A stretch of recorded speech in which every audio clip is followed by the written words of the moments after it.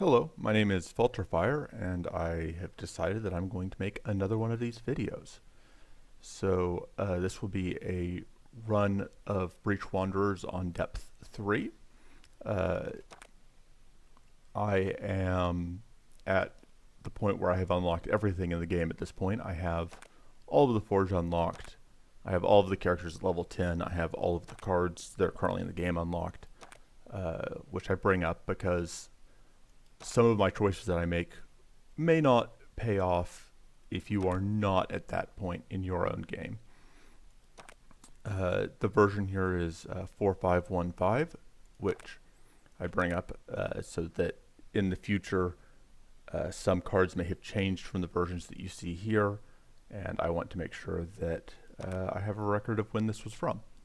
So this time I am planning to play a quick play run because thinking is hard, and I really like my Catan deck, but I don't have any other decks I think are at the same level of consistency. But at this point, I believe, due to how the game works out and due to how much practice I have, I feel pretty comfortable taking any character into depth 3 on quick play and still getting a win. So before I actually start the run, I'm going to go into the market, and I have plenty of gold, so I'm probably just going to buy all of these. If I didn't have infinite gold, my priority would probably be the Lucky Charm first, then the Extra Rest, and then probably the max mana. So one of the things about increasing your max mana is that also increases your starting mana. So increasing max mana by 4 means I increase my starting mana in each fight by 2, which in a lot of ways is the more important factor. But like I said, I have plenty of money. I'm just going to buy everything. The total cost to buy all of the items in the market is 3,000 gold.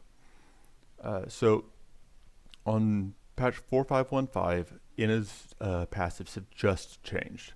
So her level 7 passive is now, we will see 4 card choices instead of just 3 every time we get a card.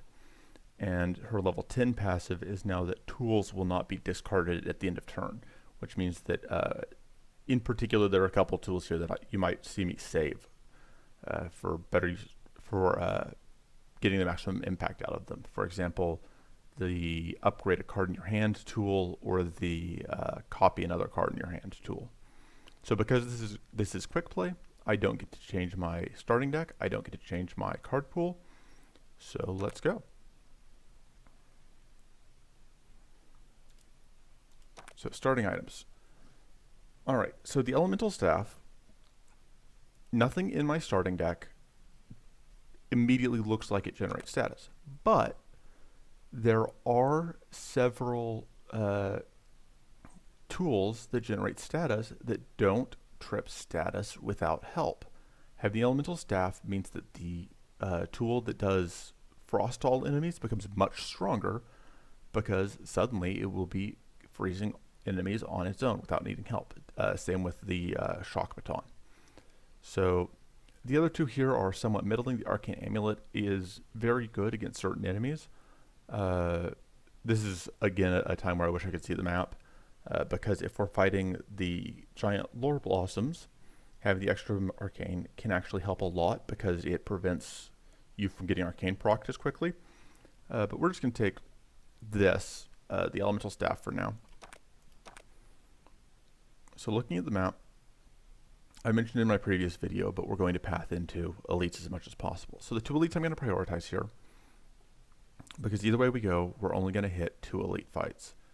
So I like fighting the plated warbots because both of their cards are very good. They have Mana Dance, which is gain 2 mana, gain 1 evasion, and they have an attack that is deal 3x2, gain 1 evasion.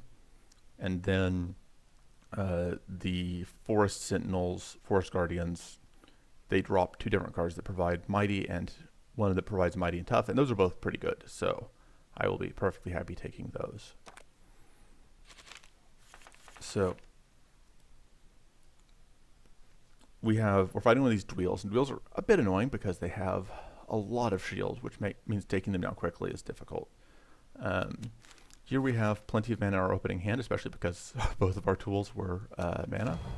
So we're just going to do that and just play all our mana. There was a very good argument to be made for saving the Adept, but we're going to have Adept on this turn as well. We lose the mana boost to immediately get mana, but we were at max mana anyway. So the unarmed strikes are probably, I'm probably going to cut them. I don't love them. The big issue that we have here is obviously against wheels specifically.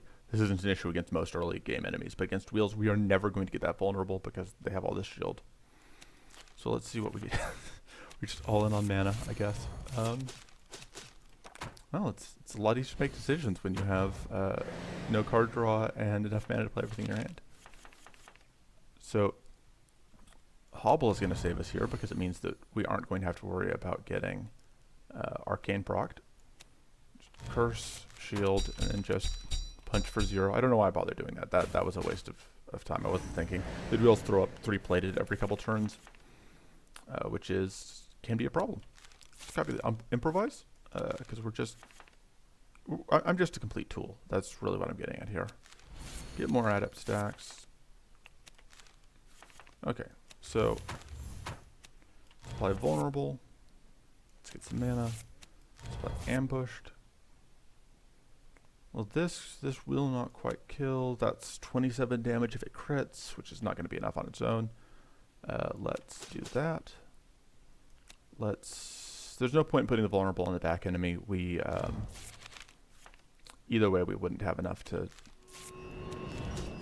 keep it going, and there we go. So now we're in a lot better position because now we only have one enemy to deal with, and it is dying. And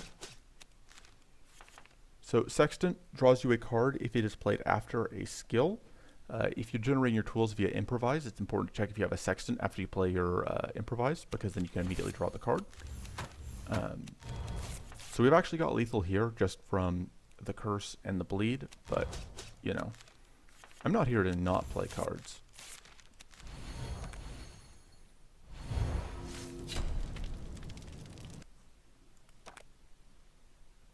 So probably going to take the improvised strike here. We just kind of need damage. Hardened Shell is pretty good if we need a good defensive option. There are certain fights it's very, very good against. It tends to fall off a bit in some of the later areas where you fight enemies that do enough damage that the plated 4 doesn't mean much. Against Assault Wisps in Area 1 in particular, this does a lot of work because that plated 4 will protect you from all of their hits for the first couple turns. On whichever turn you play, it obviously only lasts for 1 turn. And their Reflect 4 will hit them back for a bunch of damage. But Improvised Strike, you saw there, we kind of just need damage. And Improvised Strike isn't a bad way to get it. Taking another Improvise, though, is also tempting. We're definitely going to upgrade the Improvise when we get to the middle. We can do better than Improvised Strike. I find that it kind of falls off in later game. Brittle Shield is also okay, but if you watch my Catan video, you know that I don't like defensive cards. I don't play Inna anywhere near as offensively as I play Catan, but I still really prefer aggression when possible. So one of the things with Sharpening Stone is you kind of have to know which cards are the best for upgrading, because you can't preview upgrades here. In this case, Slash Plus is actually pretty good. Let's do... So the choice here is whether we want to do Unarmed Strike or Slash. So I think what I'm going to do... because I want to apply Vulnerable. But I can do this into... Okay, so drawing the focus actually helps a lot. Into Shocking Baton, which means that now we're going to get a whole lot of damage out of our strike. And then because we drew this focus, we conveniently now have enough damage to get that kill. And now we can just keep working our way through. So next turn, this is going to throw up several ranks of Reflect, and then it is going to attack us next turn. So I'm going to go ahead and apply Weak. So the mechanized plating, you have to discard a card to get it. It does give you purity though, and purity is incredibly valuable.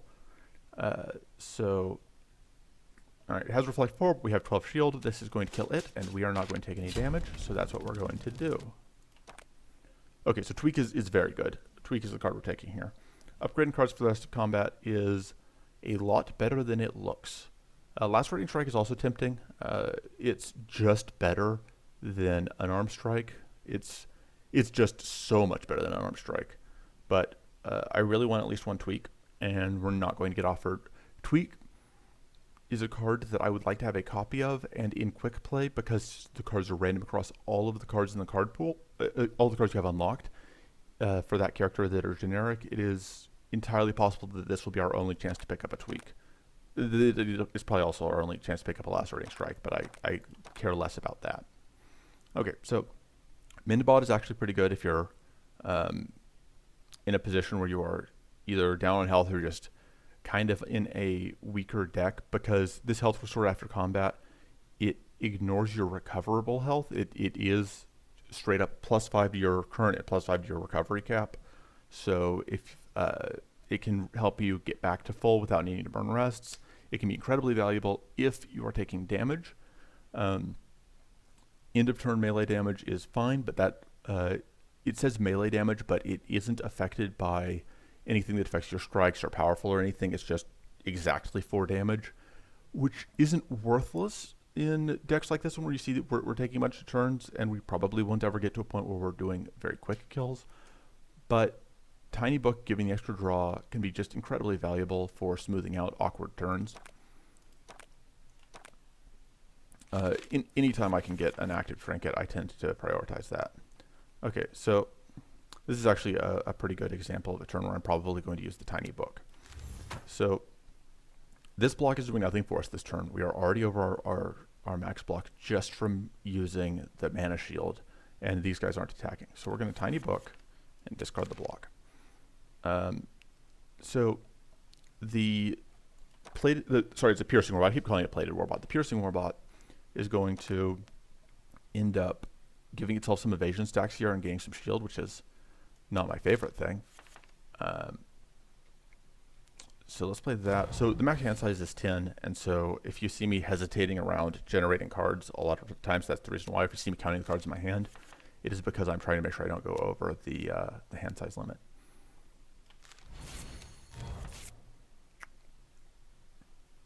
Okay, so let's create some tools. Let's copy the card draw. Probably should have copied the Unstable Darkstone.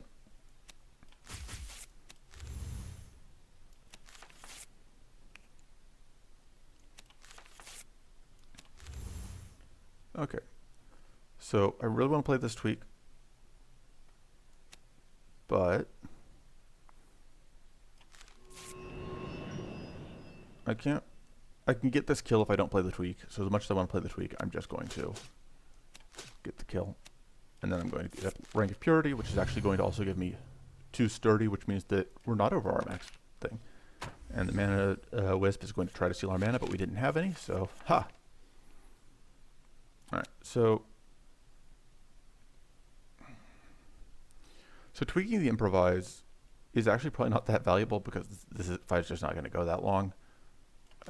But I mean, I'm not going to do it. So Tweak tends to be most valuable in.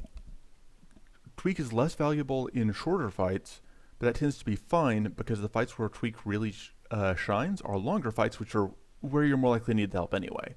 So it is good in the fights where you need an extra boost, which is kind of obviously where you want it to.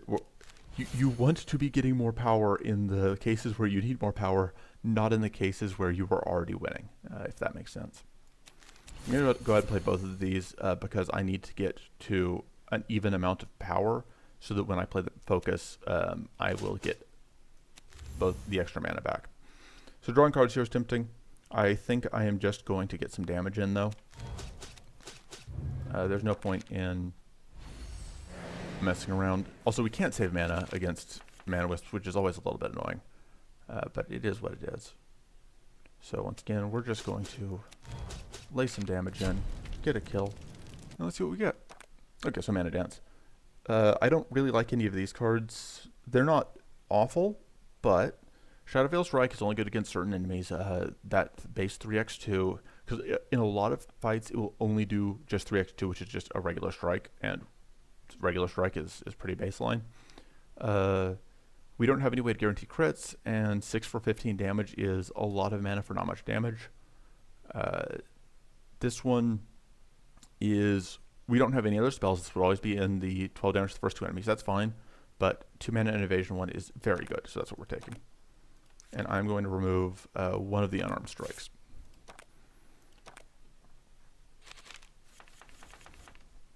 So I think I'm going to save the Inkwell and Quill for now. Although copying that Brittle Scroll is very tempting. I think I'm actually going to do that. So we can set up Vulnerable. We can draw some cards. We can draw some cards. It's unfortunate. I was hoping that we would get Find the Tweak. We can create more tools. Find the Vulnerable. Oh, cool. Wait, no, we still have. So I'm going to tweak the slash. So I really wish that I could get a purity stack on the Vessel of Blight this turn, because if I could get a purity stack, we would, because what he's going to do on his first turn every time is apply like 80 leech, and some of his later attacks will proc multiple stacks of it. If you can either freeze him on turn 1 or get a purity stack, you can completely avoid him from applying any leech, and it's great. But since we can't, I could draw cards. I am guaranteed to get at least 2 mana. I will get one of these two, which would let me play the slash, which is probably worth it. And I got both. We can pitch that. 5x3, and we can play weak. But playing the weak wasn't strictly speaking necessary, but it does do something this turn at least. So let's apply Ambushed, Shock, Focus. So Stoneskin Bomb will give us a rank of Mighty, which is, it will also conveniently mean that we're taking 0x4. Shock again, and then Slash. And you'll notice that we did quite a bit of damage because of all the things that we had. So the reason that I keep upgrading these slashes is because they go from 3x2 base to 4x3 base, which takes them from 6 to 12 damage. So it literally doubles their damage output, and 12 damage for 2 mana is very good. So at this point, the question is, do I play this tweak? And as much as I love tweak, the answer may be no. Let's see what we get out of the improvise. Okay. So I think so this will give us a mighty, and it will also mean that we're taking no damage up front there. We are going to be taking a bunch of damage from poison, which is unfortunate, but there's only so much you can do. So, and then we're just going to bottle ectoplasm. So the ectoplasm is applying these curse stacks.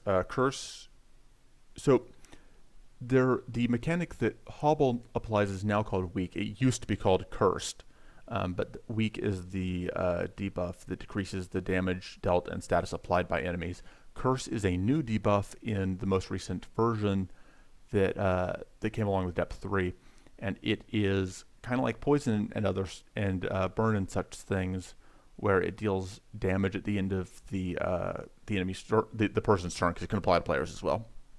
But it doesn't go down over time, and it is 2 damage per rank instead of just 1. So this 4 curse is going to deal 8 damage to our friend every turn. So he has Envenom, which is why we keep getting poisoned. And so let me think. So we're going to Shield Generator, which is going to prevent the poison damage. I think I'm going to Sharpen Stone the Improvise. Okay, and then I'm going to use Mechanized Plating, pitching not the shield generator is the important thing here, because he's applying a debuff of some kind. But now he's not, because Purity prevented that. I don't even remember what debuff he applies, but it doesn't matter now. Oh, I was not paying attention.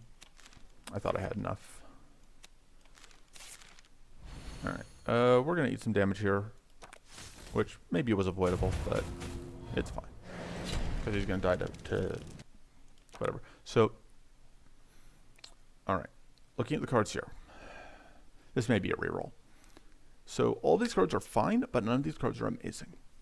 Peace of Mind gives us a way to guaranteed get, it gives us some healing, it gives us some guaranteed purity. Both of these are valuable things. Wits, you want some amount of wits. Wits doesn't do a whole ton for you if you stack it a bunch, but the first, it is +1 card draw each turn, so this is functionally, if you're going to get both of these wits used up, this is 2 mana for draw 2 cards, gain a purity 1, and heal 6. That is very good if we don't have, if we need the wit stack. So Corrupted Strike is a card that is theoretically useful, but you have to be applying either Frail or Poisoned, and we aren't really applying either, which makes it a whole lot less valuable to us. Heroic Recovery requires you to have exhaustions in your deck, and we do not. Ancestral Memory is very good if you're in the discard deck. It is also just good filtering because it lets you just quickly see a bunch of cards. If we had any cards that cared about discarding, this could be a way to start moving us into a discarding based deck if we wanted to, but it's not really a payoff, and it doesn't have that strong of an effect on its own, but at least it's not dead to us right now, which means that it would be. So with the Quickplay deck, because you don't have anything discard themed to begin with, you have to do a more complete pivot, which makes building strategies like discard out of a Quickplay start a whole lot harder, as opposed to, I may do a run at some point with my discard based in a deck that is not a Quickplay run because it is a starting deck and card pool, and because then I'm able to customize my starting deck. I can actually count on always having value for Ancestral Memory, for example. But none of these cards really help me right now, and I have a reroll token. I think this is the one from the market. I don't think we got it from the Elite. So, and these cards are a lot more tempting. So, draw Toxin. We can't ever get the Envenom, at least not right now. But it's always 3 mana, and that's not awful. Lightning Blade does a whole lot of damage, and it gives us Shock Rune. That's pretty good. Empower increases the rank of all of our buffs. We do get a whole bunch of different buffs that we can't always maintain, which makes that pretty valuable. The other trick here is, with Empower and Inna specifically, is that we have, right, I can pull this up, but it won't show you the tools. There's the tool that gives us plated until end of turn.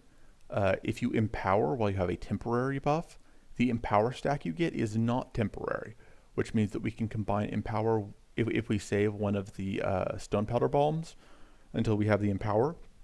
We can get a permanent stack of plated, which is cute, but so the other thing that Empower is great for is if we have any ways to get powerful, which we don't yet, but it's something to look for. Then Empower lets us up our powerful stacks and is one of the only ways to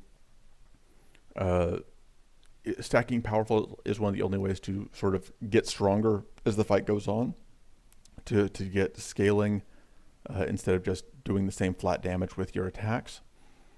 But I think we kind of need the damage, and Lightning Blade does a lot of damage. So, all right. Duplication Tome is an unreasonable card, and that's what we're taking, because it is just not fair. It is not a fair card, or it's not a fair item. The other two, this one's okay. Now that it provides this vulnerable and ambush, that's pretty okay. They're removing Shield and Evasion. Mostly that's relevant against the Drakes in Area 2, because it immediately removes all the evasion from a Drake. Ring of Lethality, we don't expect to be under 30% health. Hopefully we won't be. This can be okay if you don't have a better option here, and the reason I'm seeing 3 options here instead of just 1 or 2 is because of the forge upgrades. So I'm going to take the duplication tome. It's just unreasonably good.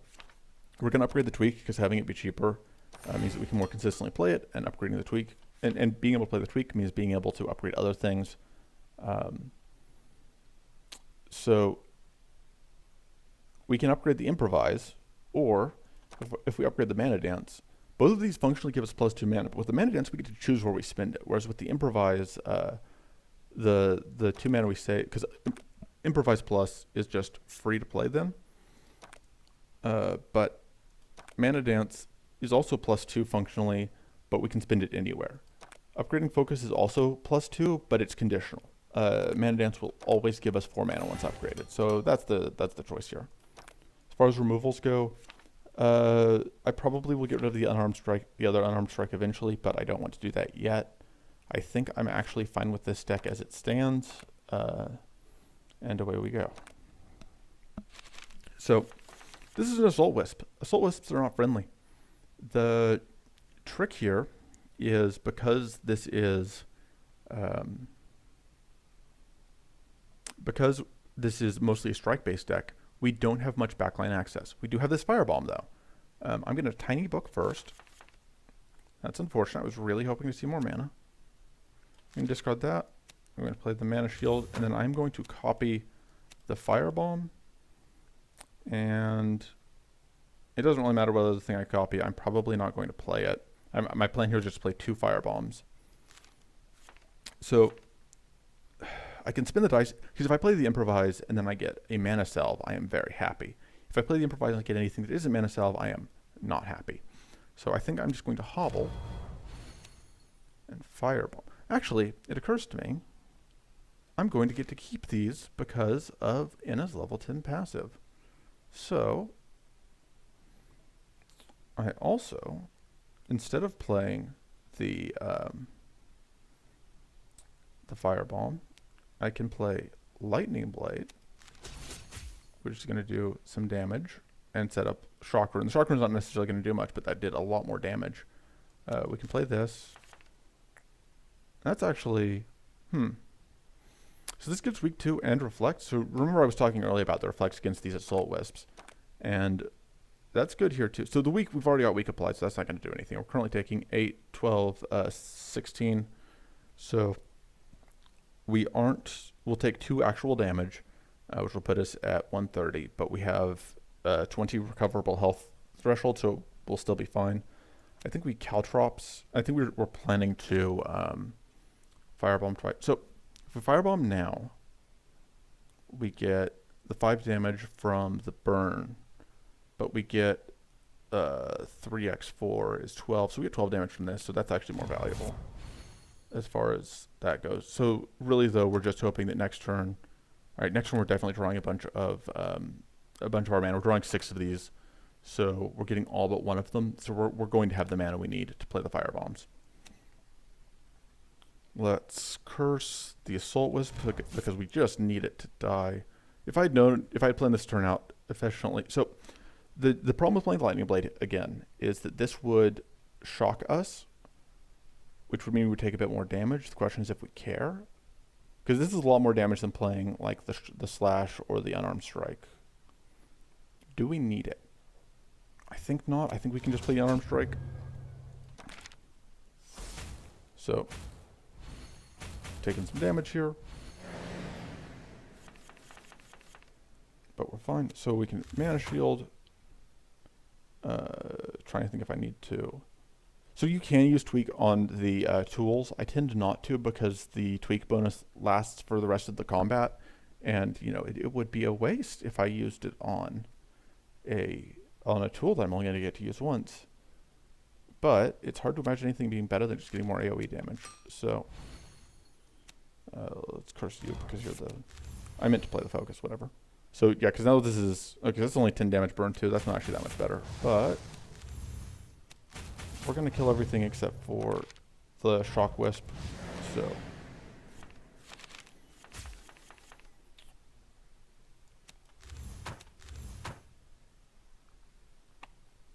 yeah, this gives us lethal. Okay, so Chill is, so the thing with chill is, it is very good against normal enemies, but because it's our only, it would be our only source of frost, aside from if we happen to get the tool, which I think you can only roll the frost tool if there's at least 3 enemies. I'm not 100% certain that's the case, but I believe it is. Likewise with like the firebomb that we got, the firebomb you only can roll if there's at least 3 enemies. And you can only roll the bandages tool, which heals you if you're missing at least 8 health, I think. But the point is, chill can't freeze bosses on its own, and even if they're vulnerable, it will only, or if we have adept, it will only freeze them once. The second time we draw chill, we're not gonna be able to get freeze out of it, which makes it not great in boss fights. Strenuous Focus does throw exhaustion in our discard, which I don't love. It does also, though, give us mana, so that's tempting. Icy Punch is even worse than the chill. Okay, so we're probably getting into the Void Visions with the Strenuous Focus. The Void Visions doesn't do a ton for us either. So it basically just comes down to whether I am fine with taking the exhaustions. I think I am. That Strenuous Focus may leave, though, if we find that Strenuous Focus is best in decks like the Keaton deck I was showing off, where you are not planning to be here to pay your bill, as far as, which, if you're not here to pay your bill with regards to the exhaustions, because you saw with the Keaton deck, like I was putting a bunch of exhaustions into my discard pile, but I was very rarely drawing them because I just wasn't, the fights weren't lasting long enough. With this deck, the fights will be lasting long enough that I will see them. So I probably shouldn't play this tiny book now, but I'm going to, because I want to be able to copy the tweak and something else that will do stuff for me. I think we pitched the Unarmed Strike. Yeah, because the Unarmed Strike is not going to do anything against the wheels. 1, 2, 3, 4, 5. Okay, so let's copy the tweak. And so ideally, I would want to have tweaked the Improvise and then copy the Improvise, but I want to tweak 2 things more than I want to copy that. So I think I'm still going to copy the Improvise. I'm going to tweak the real Improvise. You can tell it's the real one because it doesn't say temporary. This one says temporary because it's the copy. I'm going to tweak the slash. I'm going to hobble into focus.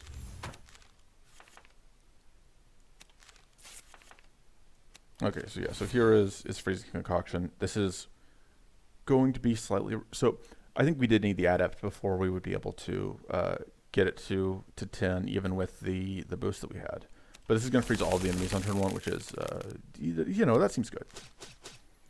And then we're going to go ahead and pitch the block. You can save tools from turn to turn, but I like being able to use that one when I can. Because, you know, I was going to discard that, block it into turn anyway. I didn't have any mana to play it, so. Let's improvise. Okay. Yep.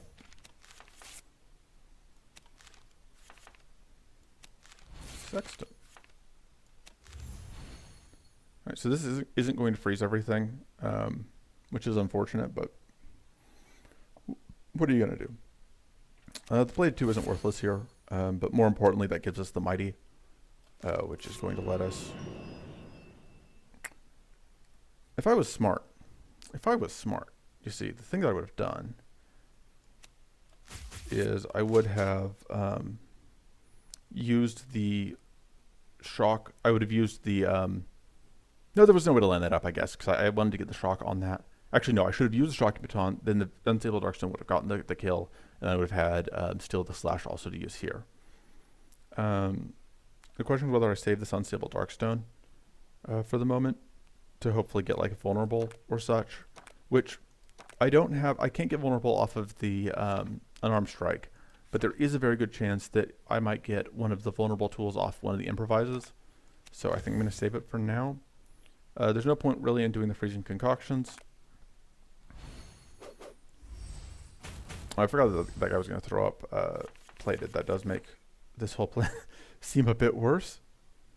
I can apply weak again, but it's not going to do a ton. So the interesting note here is Strenuous Focus, when you take into account the exhaustion, is basically only +1 mana if you're planning to deal with the exhaustions at some point. I'm going to tweak. Oh, I thought that slash wasn't upgraded yet. It is, which makes that tweak a whole lot worse. So you'll notice that exhaustion doesn't even get highlighted. That's because there is no upgrade to exhaustion. I do think I just want the additional mana. So Strenuous Focus Plus is 6 mana. So now we're getting +3, which is quite a bit better. Here's a bandage, which heals us. And we're going to hobble. Great. Great. 3 damage. Unfortunately, all of our mana is getting. I should have kept that mana self. All of our mana got stolen. So there's the magnifying glass that I was looking for. So now this is going to do 23 damage. Can we get this shock? Okay, so this is awkward. Like, I want to play this sextant to draw the card, but I want to get this focus off. So I can't. Let's play. I think I'm actually going to need this block this turn. Yeah, the problem is I get greedy, then I get punished. Let's improvise. Let's draw a card. Yeah, I got punished. I shouldn't have. I should not have. I should have just played the lightning blade, probably. But I didn't. And now we're going to take some damage.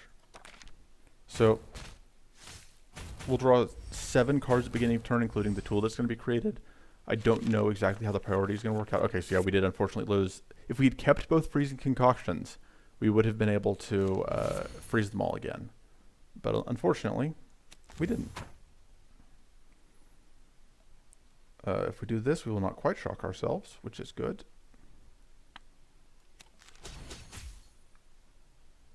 And now that's actually going to get that kill. Awesome.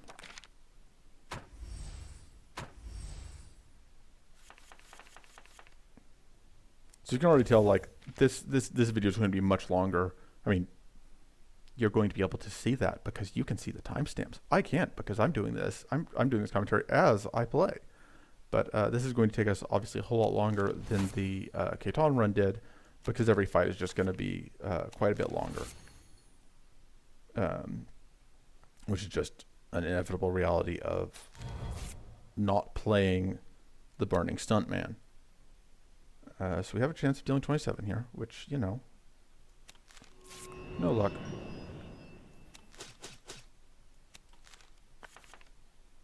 Again, this awkward choice with the sextant.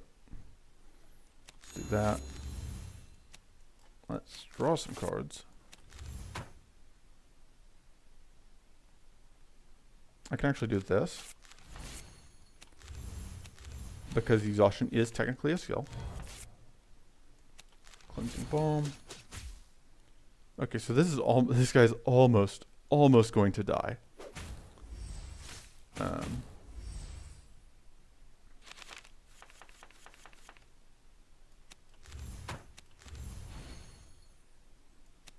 Get the kill with that. All right. So yeah, like Lightning Blade, you'll notice like we're playing Lightning Blade pretty frequently, and we are. That time it's because of the Cleansing Balm, but we just don't really have to care about shocking ourselves. It's just not a serious concern.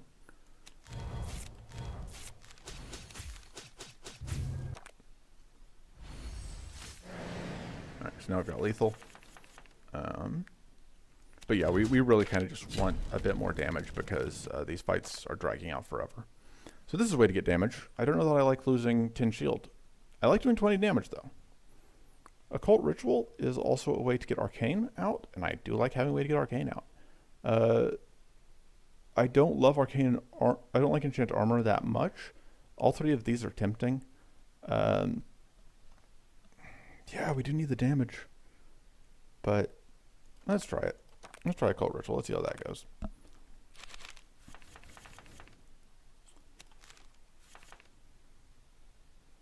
We don't need to do that this turn. But we may as well. No, there's no point in doing that. Let's do that.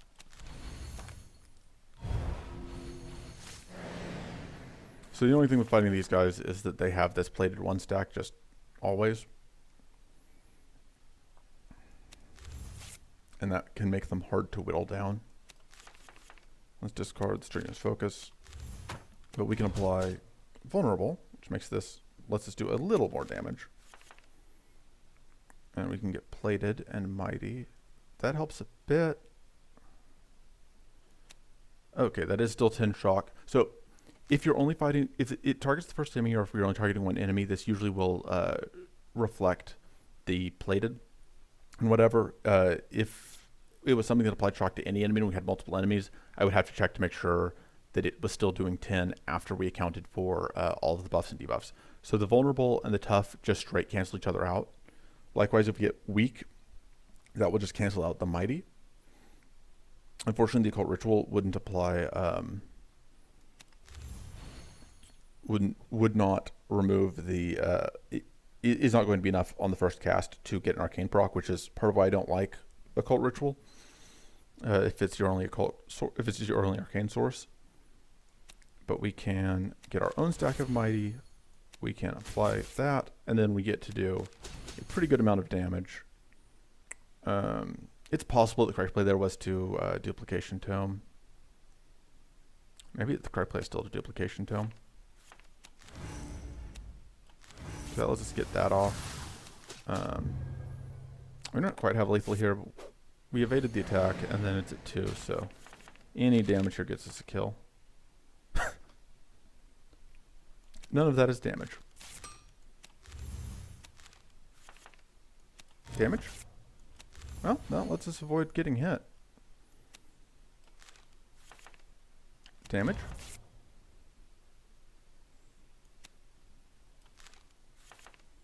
Damage? No, just no dice. Okay, well, we're not taking it. We are taking 1 damage here, but then it's dying, so we're good. Okay, so I would have rather had Toughen, but I don't hate having Crushing Strike. Crushing Strike is a way to get mighty. It's a way to do a bit of damage. That's all good. Pirate Hook is just very, very good against basically anything that isn't... anytime there's multiple enemies in a fight, Pirate Hook is very good. Cryogenic Flask can also be very good because it lets you just force an enemy to skip a turn on an important point. Simple Gambeson is an okay outfit. Weaken Vulnerable. You're rarely applying... Why does Frail show up here? That's interesting. Oh, I think it's because Frail, it may have used to have applied to Frail before they changed it. That's something to note for later. It shouldn't show Frail in that tooltip. We're going to take the Pirate Hooks. I should probably suggest that the Pirate Hook show treasures in its mouse over. So our upgrades here, upgrading Arcane Ritual. So the important thing to note is that this upgrade screen shows, so this shows us the value after accounting for our equipment. This shows us the value before accounting for our equipment.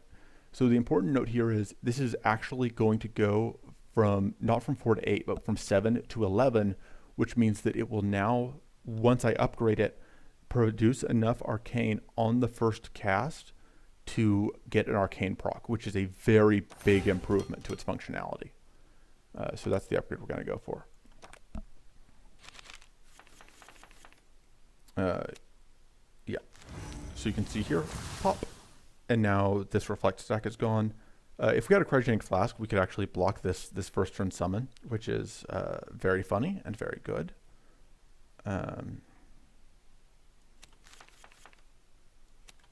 have a tendency to pop the book basically immediately just to see what we get.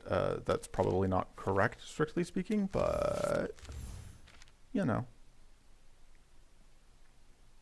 That's life. Oh, other things to know that may be relevant later. Duplication Tome says non-mana. Mana Salve is a tool, not a mana, even though all it does is produce mana. This means that you can Duplication Tome your Mana Salves, which can be very, very valuable. We have the Shocking Baton, which I may play this turn, but I'm not going to actually... I'm not actually going to want to consume that shock because Slash is the weakest possible thing to use it on. I do want to go ahead and just do that and shield. And then I do want to set the shocked up because we're going to get a summon, and the shocking baton only has the first enemy. So if I don't use it now, we will not have access to our friendo. All right, so we're going to, I should have copied the tweak. We're going to tweak the improvise. We now have, I was not thinking. There we go. Well, this is awkward. We don't have any mana. I think we need, we're going to pitch that because there's no way we can play it. I think we need the plated. The question is, do we want to do this twice? Because that'll give us a mighty for next turn. Yeah, let's go ahead and just do that. And it will completely negate the damage there. Oh, right, because, so plated is a flat damage reduction, but if this wasn't weak, then this would have been, it would have gone from 4 to 0, but because it's actually doing like 6 base, even after, it's going to be 6 minus 4 is 2, and then that's going to be reduced by weak to give us the 1x2. And that's why we actually are still taking damage from this one. Okay. Dunk, dunk. Focus. It's doing 23 arcane. I actually think I'm fine copying that. So it's going to do 2 arcane procs here. That's not quite going to be a kill, but... So we have not enough mana. So I was considering duplication, toming both of the arcane ritual pluses, but we do not have enough mana to do both. But we do have enough mana to do multiple. I shouldn't have done that. I'm going to end up playing this shield generator, I think. But pop, pop, focus, mana dance. So then the question is, do I want to go ahead and get this kill, or do I want to go ahead and start dealing damage over here? I can do both and just, oh, we're evading. Yeah, because the mana dance, we're evading. We can just, yeah, who cares? So we're not going to play these treasures this turn, but they will, they're not temporary, so they will come back around again.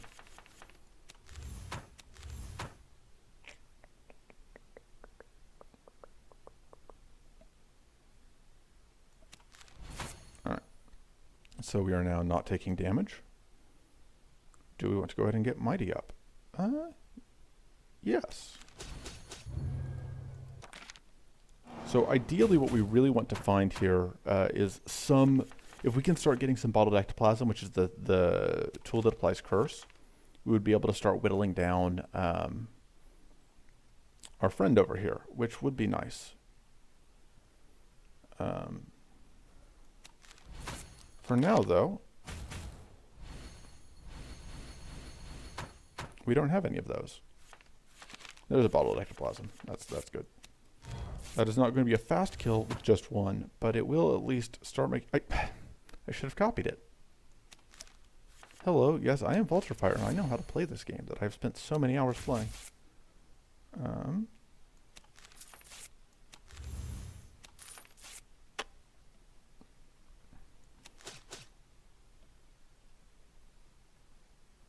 I'm very smart. Have I mentioned that? Because it's true. There's some tough stacks.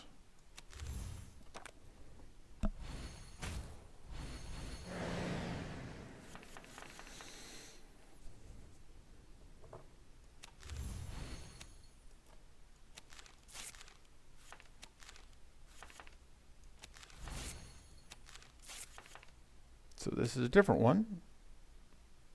Why is this a... Did the copies also refer back to this? That's interesting.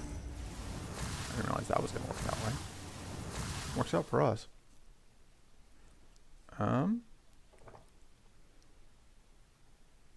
So with vulnerable, then this lightning blade is going to get us the kill, which I am happy with. Just in time for another summon. We are never digging ourselves out of this hole.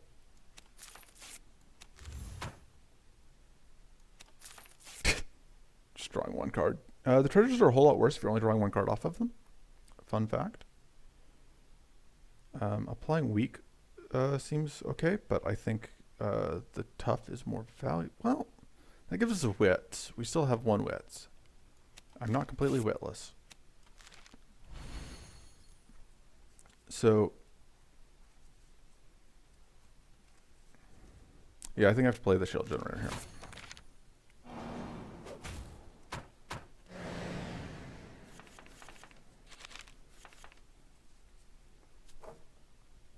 I think at this point I'm willing to tweak the focus.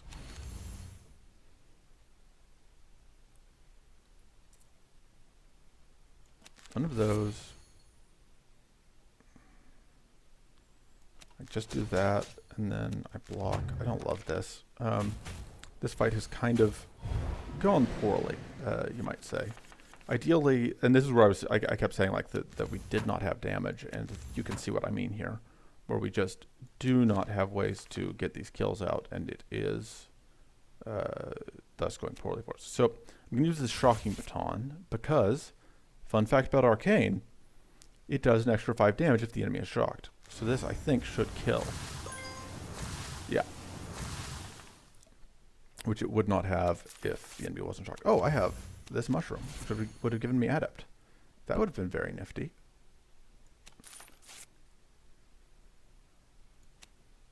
So we get here. I don't like that. I don't like this. That doesn't make me happy. I think we're just eating that damage. We just have to get some damage in on this guy, or we are never. I'm not very smart. I wasn't paying. I should have cleansing bombed. It's fine. Everything's fine.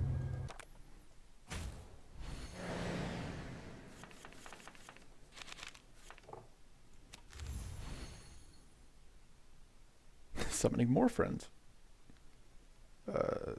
Just an endless supply of bad days.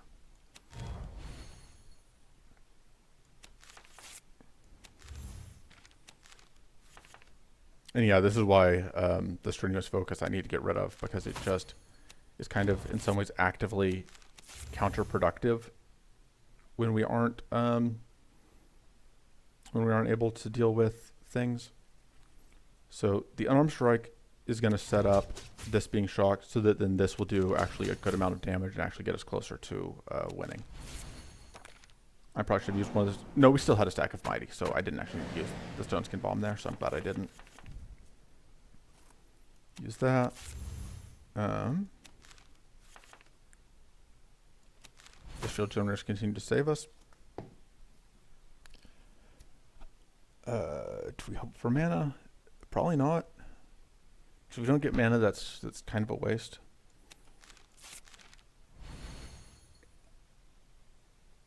Nah, we're gonna. Okay, yeah. So we're gonna lose a couple of these stone skin bombs at the beginning of next turn. But we got a mystic mushroom to go with our occult ritual, which means that we can apply some arcane. A completely reasonable amount of arcane, which is finally going to get us this kill. Thank you. Let's just use the bandage. Heal back some of the damage we've taken.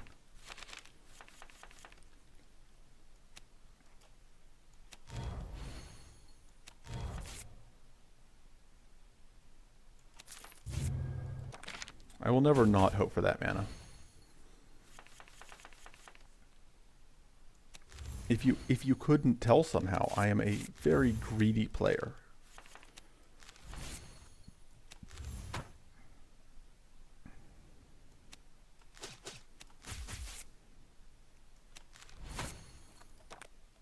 So we are going to get a bunch of damage. Well, of course now it's reflecting, but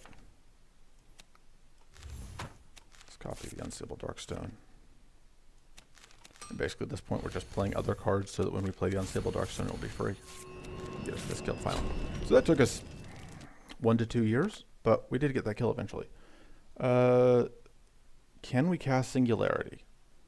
I don't think so. I don't think our mana is good enough to let us cast Singularity. I think we just have to take the Empower here. The Wall of Thorns is also possibly what we need. It is a good defensive card. If we take the Wall of Thorns, we can cut the block. The Reflect actually... Maybe we need a Wall of Thorns. I'd rather have the Empower, but maybe we need the Wall of Thorns. That's gross. Was this upgrade to 15 and 5? So I'm definitely getting a Strenuous Focus for reasons that should be pretty clear after watching that last fight. I'm upgrading the Crushing Strike so that it's better. I'm upgrading an Improvise. No, I'm upgrading a Focus outright. We just need more mana, and if I'm cutting a Strenuous Focus, that's really important. I'm cutting Strenuous Focus, and I'm cutting, I think, the block. Because between the Shield Generators and the Wall of Thorns, the block is just not what we want to be using to actually block. Okay, so looking at elites, we're finally in area 2. So this elite drops a very good card that gets Frost Rune. I don't really care about either of the cards from these two. And then we only get, this forces us to path through here. So we could actually get up to 3 elites if we go through the Fire Phoenix and then into the other Fire Phoenix and the Arcane Jerk, whose name I forget. But instead, we're going to go this way. So the Silga versus the, so the draw card off of these is good, but we're going to fight them here anyway. And the Silgas can give us either another solid defensive card or another mana card, and I would love to have just the other mana card, I think. What do I copy here? So this guy is going to be a jerk and is going to block everything we do. Or is going to evade all of our first hits. So I think I'm going to copy the Bottled Ectoplasm a whole bunch of times because I really want to get, because if the Silga starts copying itself, we are just going to die. That's just how the world works. So this should hopefully ensure that the Silga does not get to kill us.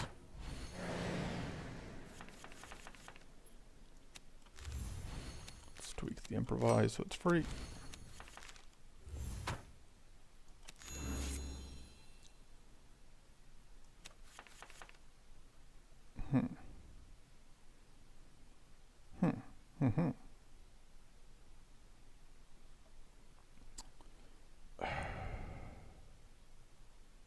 Let's do that, I guess. Do that into drawing a card, into focusing.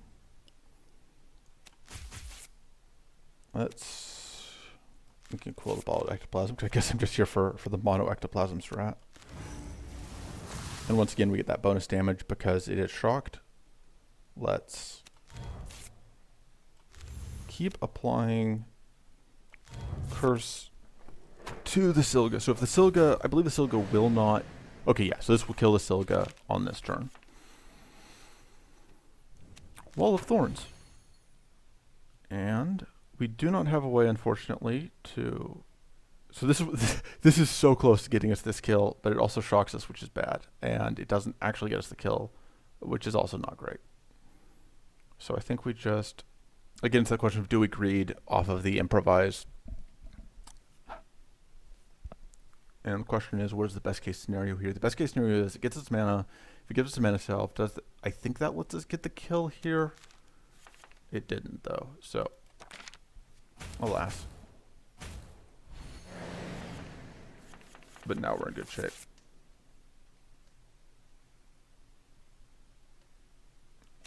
Yeah, because we can just call Ritual.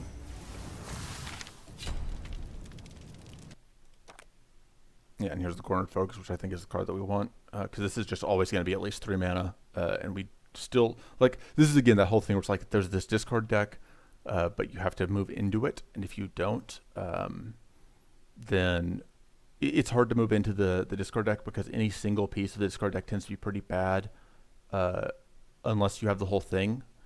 Because you need both ways to discard and you need payoffs. And if you only have one, then if you only have the payoffs, those tend to be either bad or worthless without the ability to discard them. And discarding cards is just, you're just losing cards without getting an advantage. So that's not great. So do we have spells? I don't think we have any spells. Arcane Belt is ridiculously overpowered if you have spells, but we do not. So I think we take the Vindictive Aura. It provides us a bit of healing. The Arcane Wand we would take if we weren't kind of, or we would take the thing that's not the Arcane. No, the Arcane Wand was the name of it. If we weren't kind of relying on the status wand that we have. So let's apply Vulnerable.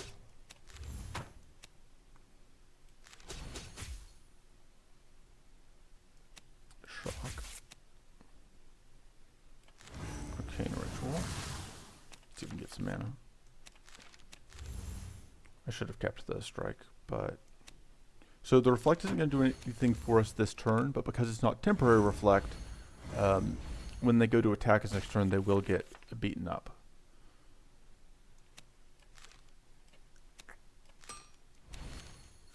Okay.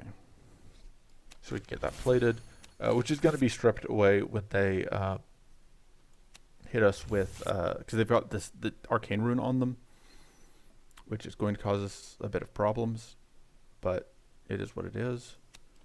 Let's copy these two. So that's going to kill that, which is nice. This is not quite going to kill this. It is going to do a good amount of damage. That's going to do even more damage. We are going to take an Arcane proc here from the Arcane Rune. But it's not actually going to hit our health, I think. Hey, we got mana. I should have played that first, because then I could have played this, and that would have killed it. Yeah, that would have just outright been a kill. I'll only play that, which is going to be pretty good, because it's going to mean we get the kill here. Okay, so the question is, do we want a Mystic Ritual? Again, we just don't have the mana right now. Otherwise, I would absolutely take this Mystic Ritual. Virulent Strike, I don't think does enough. And then we get enough damage off of the poison, although if any deck wants it, it's this one. But we still don't want the Strenuous Focus. Oh, this is tricky. So the nice thing about things that improve your status output is they don't increase the status that deals to yourself. So even though we are doing, we have the Elemental Staff that applies +3 status from cards, we do not, it does not apply to Mystic Ritual, so we will not instantly Arcane ourselves.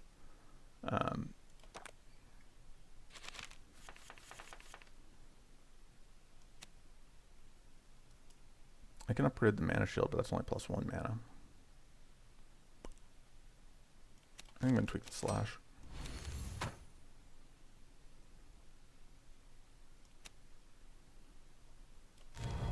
So this is going to have to hit the first enemy just because that's how that works.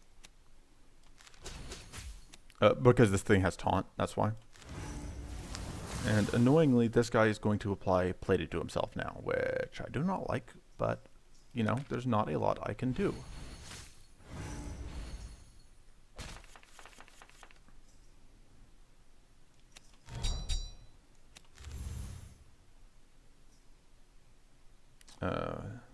We do not have a way to get to an even amount of mana unless I Duplication Tome the Brittle Scroll. But, okay, now we're good. At which point the question becomes, is it worth copying these? I think the answer is no, but I think it's probably worth doing that. And then we'll pitch that, because the Wall of Thorns is going to provide us with plenty of shield.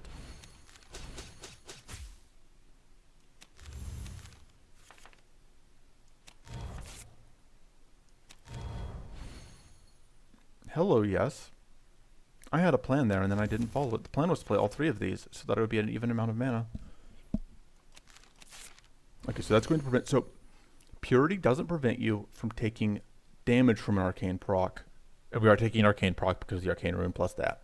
But it does prevent us from losing any of our buffs to the Arcane proc, which is going to be relevant.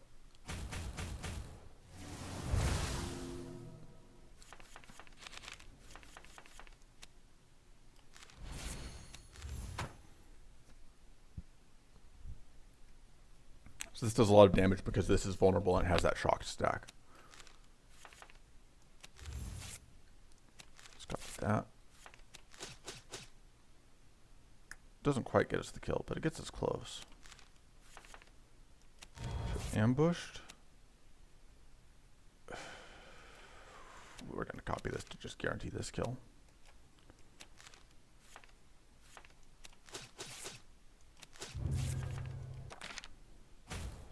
So now we have Arcane Leak. That means every time that we play a card this turn, we are going to take 2 Arcane, which isn't my favorite thing in the world, but it is what it is.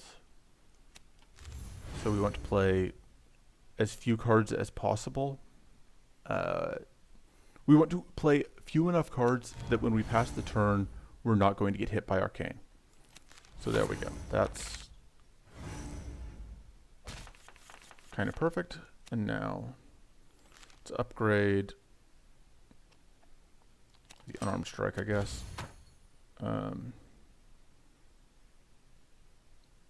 I think I'm going to apply vulnerable and then Arcane, which is not quite going to get us the kill, but it does leave the enemy at 7. We lose 1 Arcane at end of turn, which means that we were just low enough to not get procced, and then we do have lethal.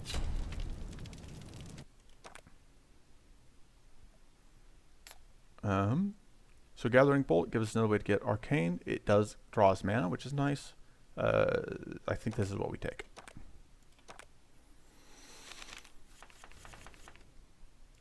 Let's tweak the slash. These plated stacks are rough until we're able to get rid of them.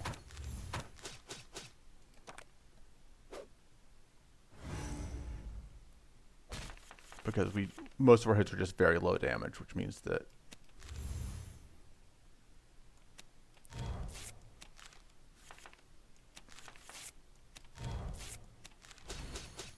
I should have played this first.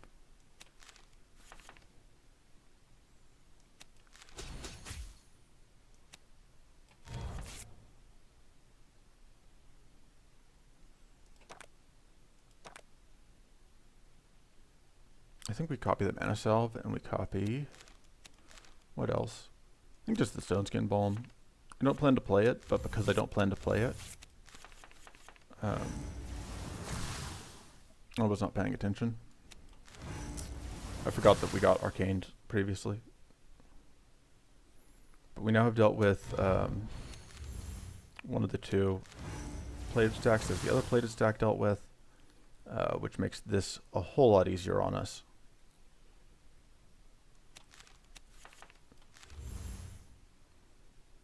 And now I can Magnifying Glass and just do a bit of damage.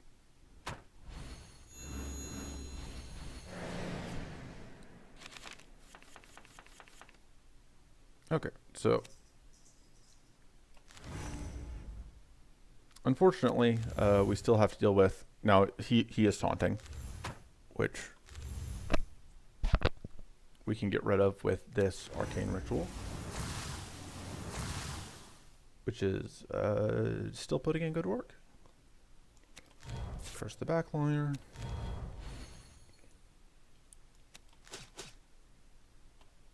Do we want to throw up the Stone Skin Bombs this turn? Throw up 1. And then we're taking just a tiny amount of damage. I'm fine with that. And you saw that we got a little bit of healing because of the Vindictive Aura, which I keep forgetting we have, but is very handy. We really just need more mana. We just need so much more mana. That is the name of the game here, is finding more mana.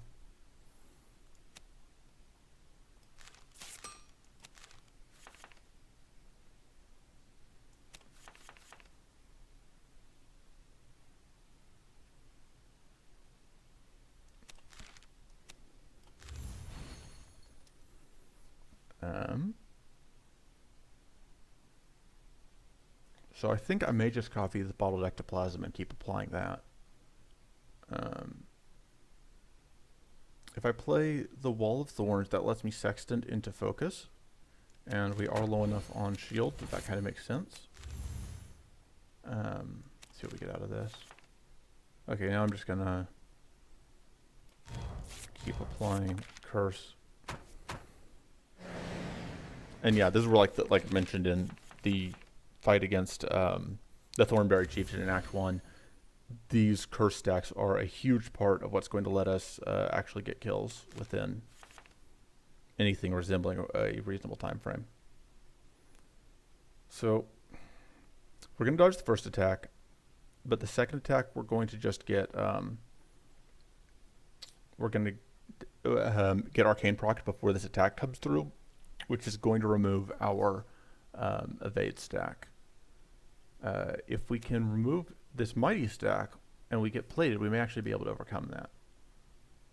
So let's see which mana card we get. Mana shield.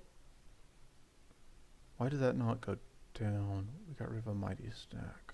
Oh, because it wasn't an adept stack. I'm dumb. So the reflect isn't going to do a lot for us. The plated is going to get stripped by the arcane proc, and it's so. But if we inkwell there, oh, but it may not be enough when you account for the fact that the weak and the way that subtraction is going to work. I may end up needing 3 stone skin bombs in order to get minus, because I need it to do only 11.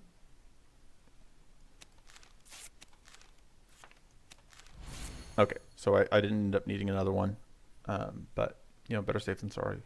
And then we can just do some damage here. And now we will not get arcaned. We will get to evade that hit. There's no way to avoid that one.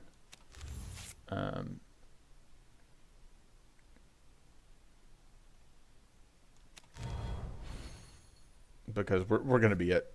The only way we can avoid this is if this gives us exactly cleansing foam. Hey, it's still very very unlikely that we actually get out of this, but this will let us avoid the downside of the because we're not puritied, so that'll let us avoid that part of it. By God, we're not going to get arcaned. I didn't expect that, but I'll take it.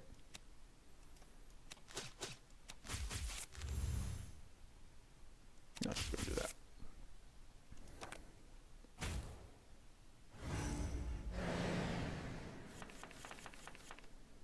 All right, so now we have a whole bunch of arcane. So it's got 2 shocked stacks, so it doesn't matter if I use an unarmed strike. So adept is good, that helps us do more, and now the unarmed strike would make this vulnerable, which will let us do even more. So now we get 57 arcane, which is, you know, it's a number.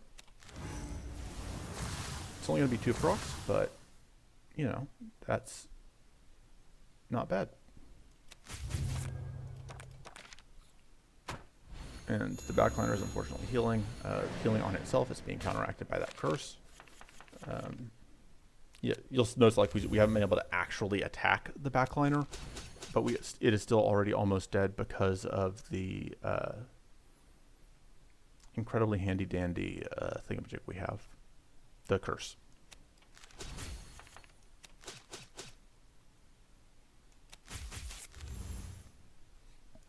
So we draw. Well, if we find any mana, we did not. We would have been able to get the kill off of the curse, or off of the been able to do all those arcane procs. Okay, well, Serrated Trap gets the kill here, and it was still curse, so it was really good. Okay. So yeah, I checked my timer, and we're over an hour at this point, and we are still, we are halfway through the run.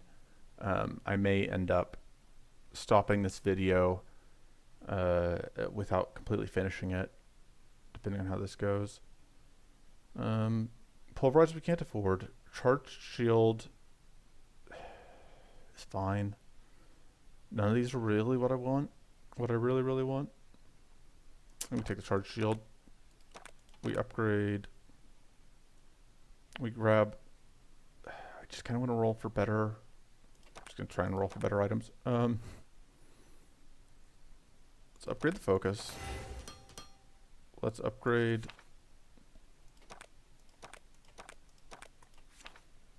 the improvise, because we just want those to be free. Let's remove. It may just be the charged shield. I don't know that I like it. It may also be the unarmed strike. The problem is I don't like any of these cards, but I think we need all. I don't like a lot of these cards, but I think we need all of them still. I think we have to just roll. You'll notice though that, like, I say that I don't like the deck, but we aren't really in any danger of losing in most of these fights. It's just that I am not happy with where the deck is at in terms of its ability to actually finish fights in a timely fashion. But that's a me problem. Yeah.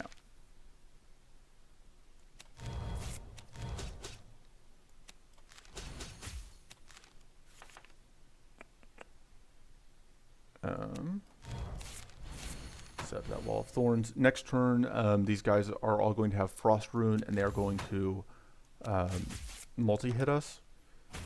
So our hope is that we can either find a way to get Purity or find a way to kill one of them, because otherwise we are going to get frozen, because we are taking each of them, each time they hit us, they do 2 freeze. They only need 10 to freeze us, and they are hitting us 12 total times. So that is a total of 24 freeze, which means that in addition to freezing us for 1 turn, next turn they will freeze us again, because we will be frozen, we won't be able to do anything, they'll get a turn, and they will spend that turn attacking us again, and then we'll be frozen again. So we'll lose 2 turns and take a ridiculous amount of damage. This is bad for us. That doesn't make us happy. We don't like that. We avoid that if we can. So we're going to Mystic Ritual. So the Arcane, the Gathering Bolt is not on its own enough to remove.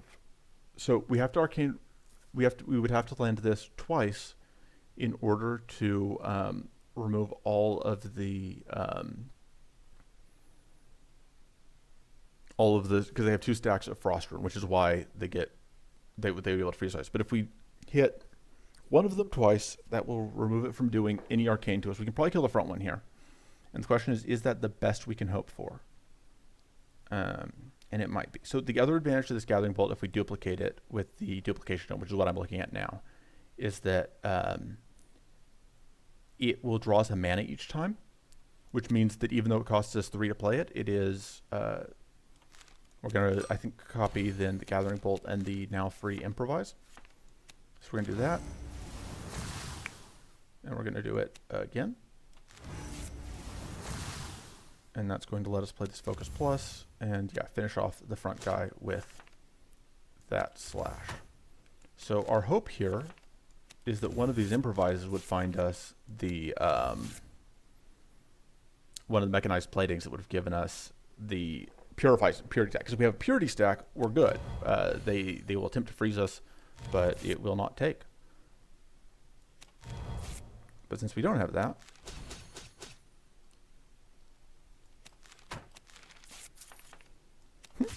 oh, because that was the only things left in the deck. You're already shocked. Shock you.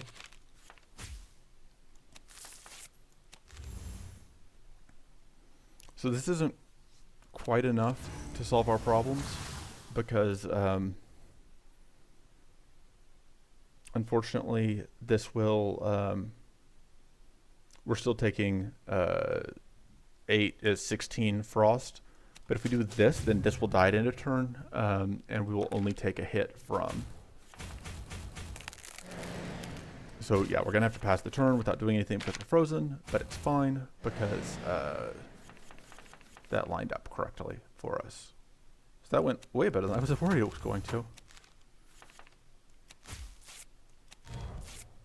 So this is the downside to Mystic Ritual, is that we are in this awkward position where playing it is going to arcane us. What would we draw? That's worth it, I think. Yeah, that's definitely worth it. Boop. Yeah, because we just get the kill off of that. That was worth it, obviously. We didn't even get the card that I wanted. So, the valuable card here is a card that provides, what's the name of the thing? Sorry, my brain is blanking again. Frost Rune, which would let us do the thing that they were doing to us, where we would be able to freeze enemies. Although we don't have that many hits, so maybe that wouldn't actually be valuable. So, Investigate gets us tools for status effects on enemies. We can't apply poison. We can apply bleed and curse thanks to bleed, curse, and vulnerable.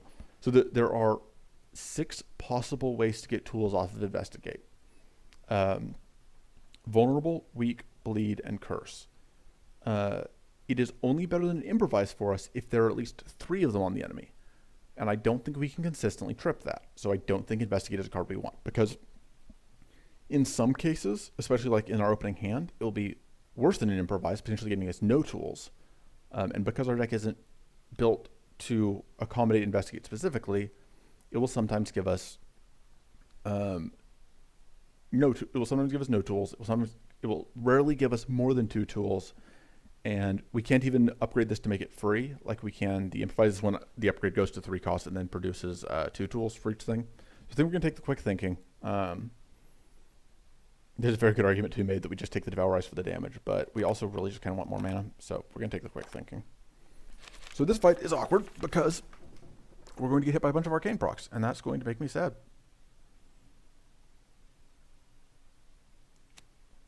The question is, does tweaking this freezing concoction allow us to freeze all of them? Yes. I knew that was going to happen. This was all intentional. I'm a genius.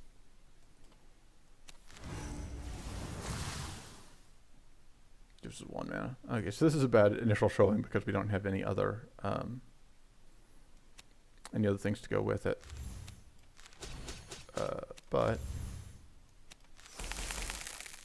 the Investigate would have done nothing for us, so I stand by the choice. All right. So freezing all of them is very good because it means so the Arcane Elemental would have gotten +5.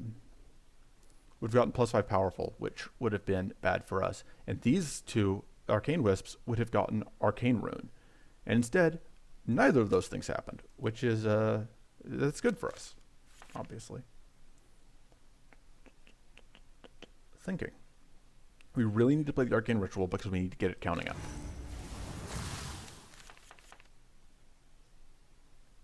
We cannot play the Mystic Ritual. That's just not going to happen this turn. It's just, it's not possible.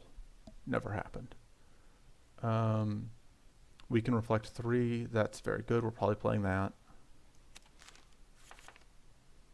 Let's see what we draw. All right. So we're definitely playing that. So now we're not taking any damage, and they are taking 15 each from our 3 reflect stacks.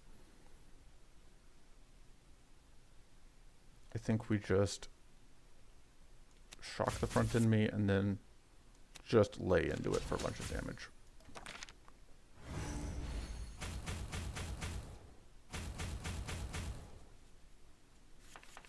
So one of the big things that we don't have here that I like to have usually is growth. So when you're playing slower decks like this, if you're able to start building growth, then you'll get additional mana per turn. That can really help with your mana problems. But because this is quick play, we are at the mercy of the deck as to which things we see, and we just haven't seen any. And there's just not a lot we can do about that. So I'm going to copy the Mechanized Plating because these guys are going to throw Arcane Leak on us, and I really don't want that to happen.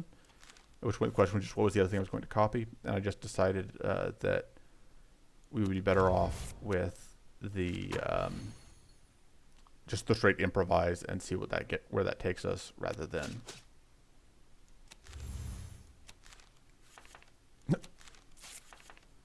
well, now I feel a little silly. So we're going to discard that. We're going to discard that. And actually we're just going to go ahead and discard that. Now I have 3 stacks of Purity, which is good because I forgot that we were also going to take that Arcane proc. But so I guess that actually worked out really well then. That was my plan all along. That was brilliant planning is what that was. Don't let anyone tell you otherwise. All right, so there that gave us 4 mana. So yeah, that was pretty useful. I don't love this. That doesn't make me happy.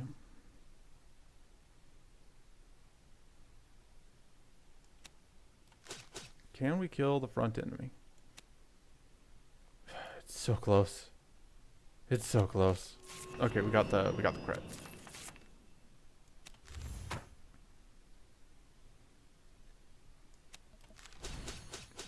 I should have used that first. It didn't matter.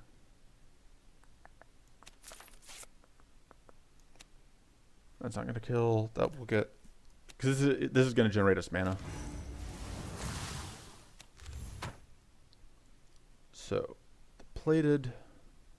How many times have we taken Arcane proc so far? I don't think it matters. I think we're going to take 1 Arcane proc here regardless of what we do. Let's do that. Let's do... Well, in that case, actually... Yeah, because now I know we've already taken at least 1, so yeah, we're at 12, so we didn't take any there. Slash. So I'm going to do 1 Arcane. We're still going to do it. It's just... So we're taking Arcane proc regardless. That kills that. And then I think they're setting up their Arcane Rune thing again. Yeah, because we don't care about this Arcane. Because it's not going to kill us. And as you know, that which doesn't kill us makes it stronger.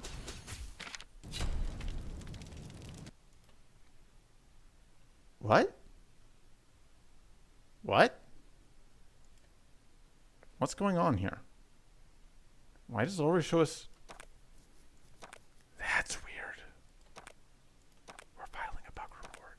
Because if you file a bug report in game, fun fact, it will show log details, which can be helpful.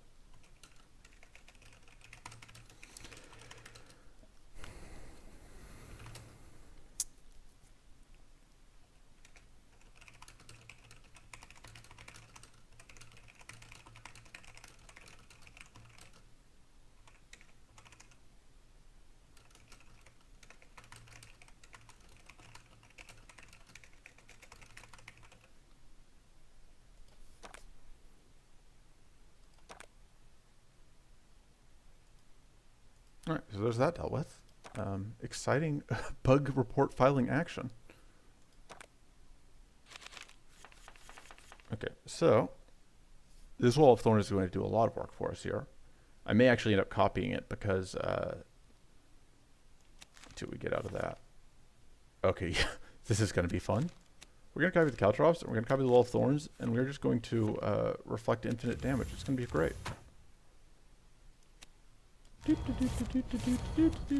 So we now have 14 stacks of Reflect. Attacking us is a bad idea.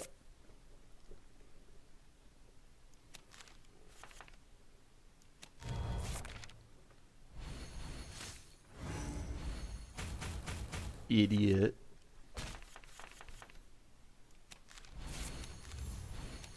Okay. Unfortunately, even with, because of this tough stack and the plated, we can't get the Arcane Ritual off on the front guy.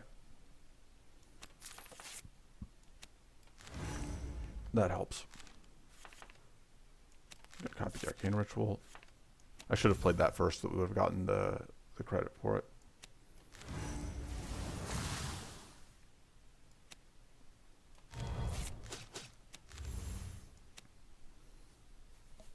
We're going to take away the Arcane Rune here to keep us safe. We can freeze one. This looks like it says 11, but it's not actually going to freeze the front one because of that Arcane. Or because of that plated and that tough stack. There's not really a whole ton of point in playing that slash. Let's see what we get instead.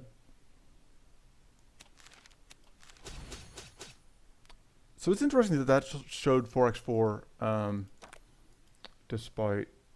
That should have updated properly, I think, because I don't know. I wasn't watching closely. I'll have to check the VOD. And let's just apply weak because we don't have any stacks of wits. I suppose playing Gillen would have also gotten us a stack of wits.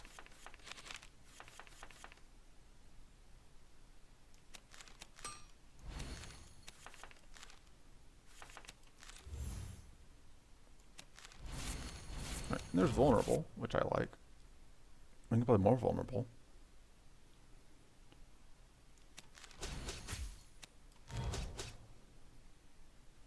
Do we play these? Do they do anything? No.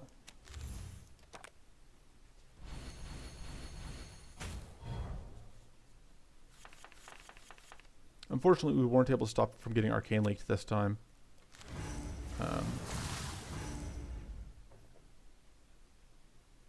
I think I'm fine taking arcane proc if it means getting this kill off, though. I just want this Druk to die. Let's gain the shield. So we're taking 8. We can go ahead and play that. And then, because we lose the one at the end of turn.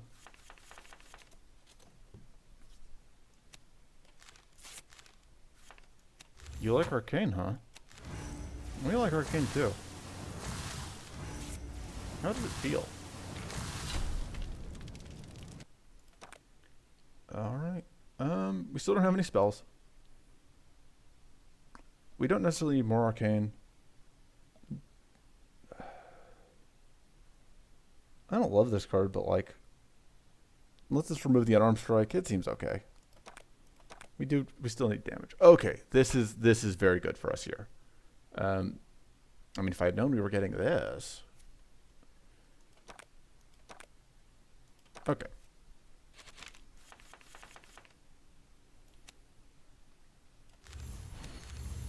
Let's start by drawing some cards. Oh, okay, so that is... We do still... So the outfit that we picked up says that whenever we apply status with a card, we also deal 3 damage. I didn't realize that would also count if we applied it to ourselves.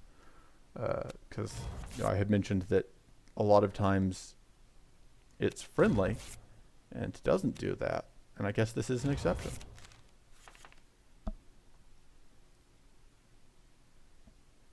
So, unfortunately, we don't have a good way to avoid getting shocked here. And then we can use that to be tough.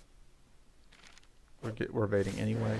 So one of the notes is if we evade a hit, if we evade all the hits in a chain, then we will not get any... it won't remove our shock if we have a shocked stack on us.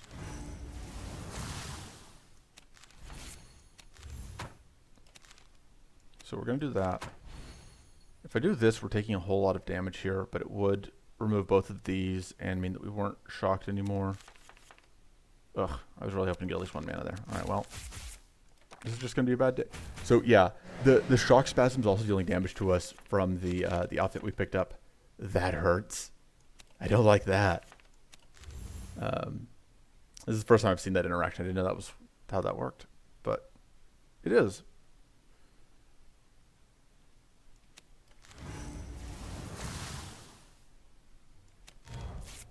I should have copied the ball of ectoplasms. So we've removed the shock barrier for the turn. So we are safe to do this. You're going to take a lot of damage in this fight overall. Especially because I am going to keep playing these shock spasms to get them out of our deck. And it is going to keep hurting every time.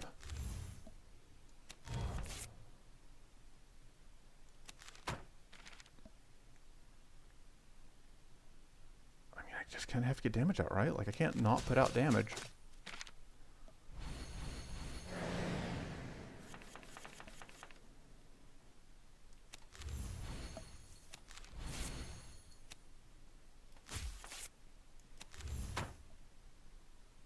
Oh, because the plated and the tough, that's why we're not getting that much status out.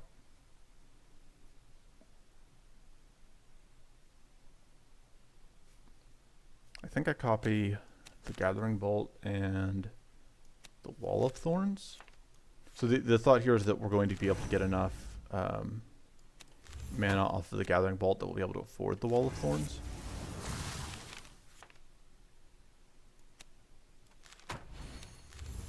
And sure enough, now we take a bit of damage from that, and we're going to be shocked from this, but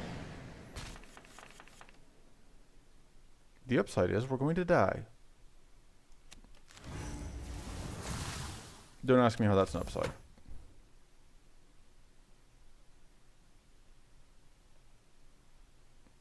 Which of these two is better for us here? Because I want to play both. So the weak is minus 30%, which takes it to what, 20 damage? So it's roughly the same, but the weak applies for an extra turn and we get to draw an extra card. Let's do that. That did not reduce it by as much as I thought.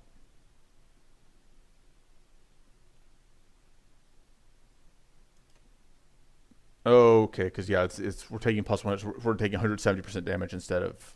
Okay, well that's unfortunate. That I did not think that was how that was going to work out for us.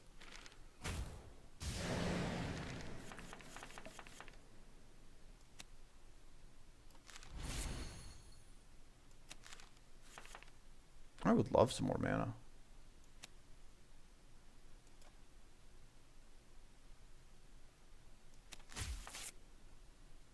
Oof, and we can't even play this occult ritual that I really want to play. We may lose here. It's been a while since I've lost a run. I blame you, dear viewer. This all could have been avoided. It's all your fault, somehow. Well, we can now play the Mystic Ritual, which will draw us mostly shock spasms.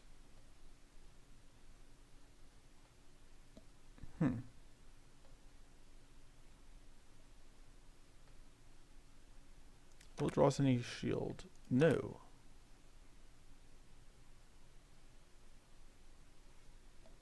Well, this is awkward.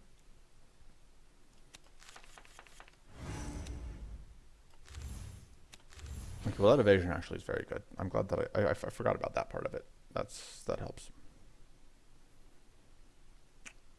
Like, we just have to get these shock spasms out though. Like, the alternative is that we take a bunch of damage from... So, but if we're already shocked, I think at this point we just kind of have to go for it. We just have to get this kill. We're going to evade this hit, so that helps. And then it's not attacking us this turn. So...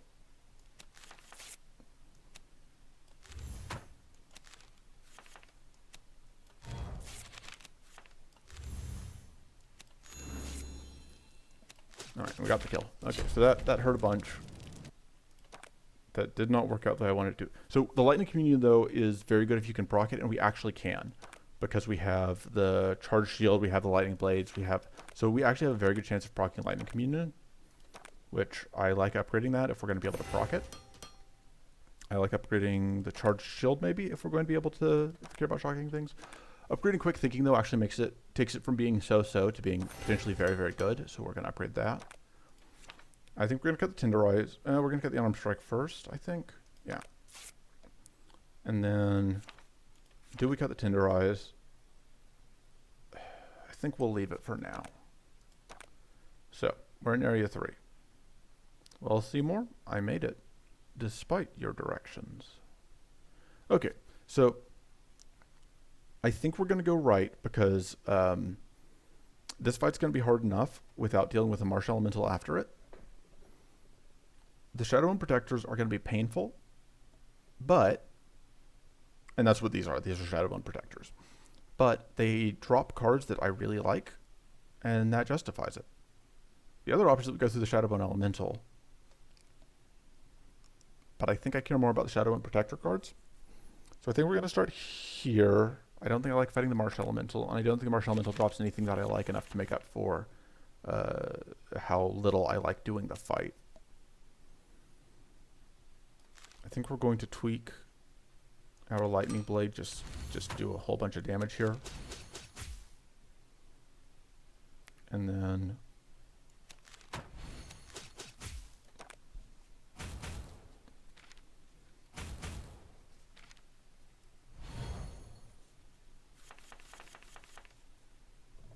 Alright, so yeah, this is what I was saying. We get a whole lot of mana there because the enemy is shocked, and we get these 3 powerful stacks.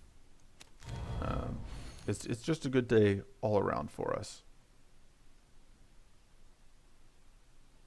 Alright, this is going to heal us a little bit. Not that it can do a ton for it. So, if we're going to heal, let's go ahead and shrivel.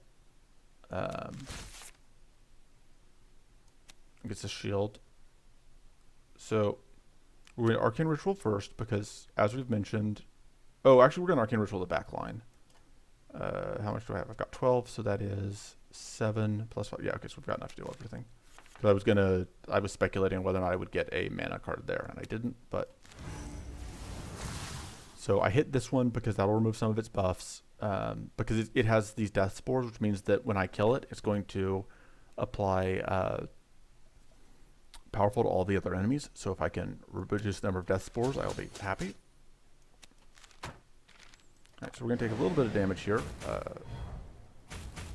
And we're now frail.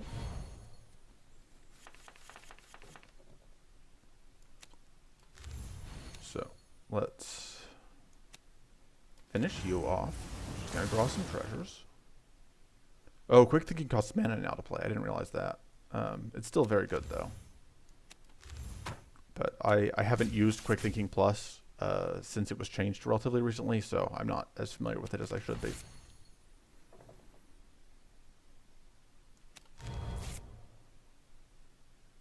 So this is not going to heal us for as much as it would because that just removed Frail Stack, but we now don't have any Frail Stacks, so that's value. Alright, that's going to get us that kill, and bonus, it's going to set us up to do that.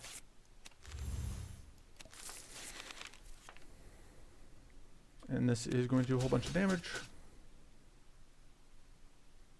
Let's go ahead and get that out because we do need shield because we're cursed.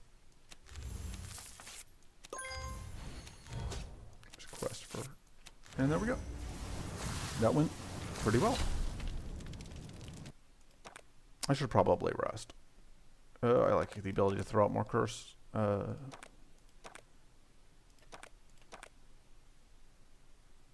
Okay, this is... I like this more than I like getting more item energy. So, the trinket, the battery pack, it is basically just like gets you towards additional items faster. That's all it does. Scroll of Recall is card draw and mana, which I like both of those things. I like drawing cards. I like getting mana. So here, the Quick Thinking is going to be worth 6 mana, which I think is worthwhile. Let's go ahead and pop that.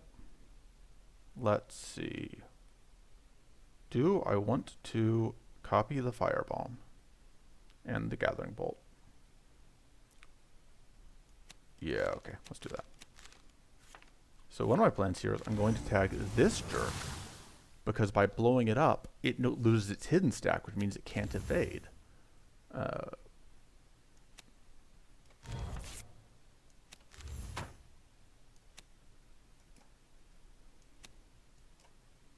see what we draw. I don't think that it could possibly change anything, but...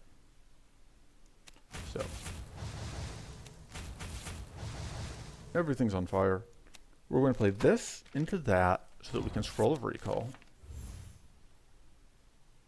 And now I have a choice because I can play the Mystic Ritual, but it costs me all of my mana.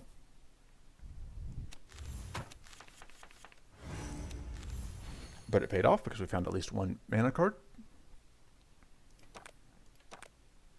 Let's draw more. Ugh, I was really hoping I would find more mana there. I did not. So, Bane or Occult Ritual. That's the choice. Bane is going to immediately do... is functionally going to do 16 damage for us here. How much of this is mana? We've got only a 50-50 shot of drawing mana if we play this Aftershock. I don't like those odds. Okay, so we're taking 38. So it may actually be the Wall of Thorns. Yeah, I think it's just the Wall of Thorns, actually. I mean, at that point, I may as well play the Aftershock because if I'm going, I can play this and then play the Wall of Thorns still. Let's shock the middle one so that... Okay, yeah. Because the reason I did that is we still have the Lightning Communion in the deck, and I would like to have an enemy be shocked when we draw the Lightning Communion. So now we're back to this choice. This does just so much damage, though. So we're going to play that. So the question is this a fight where we're going to get back to Arcane Ritual, or do we just want to get 16 damage immediately on the back line? Or 15 damage on the middle liner and increase the Occult Ritual? I think we're just going to do that. So we're only taking a little bit of damage. I forgot we had that evade stack, so it was -5 on that. And now do the Adept, Shock you, Lightning Communion, which means that we now have a bunch of powerful stacks, which unfortunately does not help us with our immediate problem of getting punched in the face. But we have enough recoverable health that this isn't going to drop us below our recovery threshold. But I would like some shield here. That is technically some shield. Thanks, game. You're helping. Oh, so we're going to kill the first enemy, and that's going to draw us... oh, right. I'm awake. That's going to get us some treasures, and that's going to let us draw without shocking ourselves. And then we can do that. And draw some cards.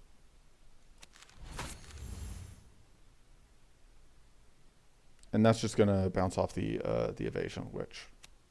just go ahead and play that, because I don't really feel like burning 4 mana to just chunk through an evasion. Yeah, so yeah, that curse really helped us out, because that just ensured that we did not have to worry. So that's plus 4 mana from that. I'll play more curse.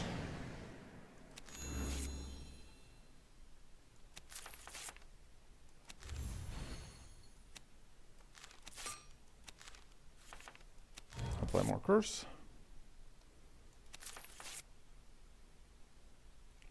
This would have been lethal, except we still got those evades to deal with. Lightning Communion. And now that's lethal.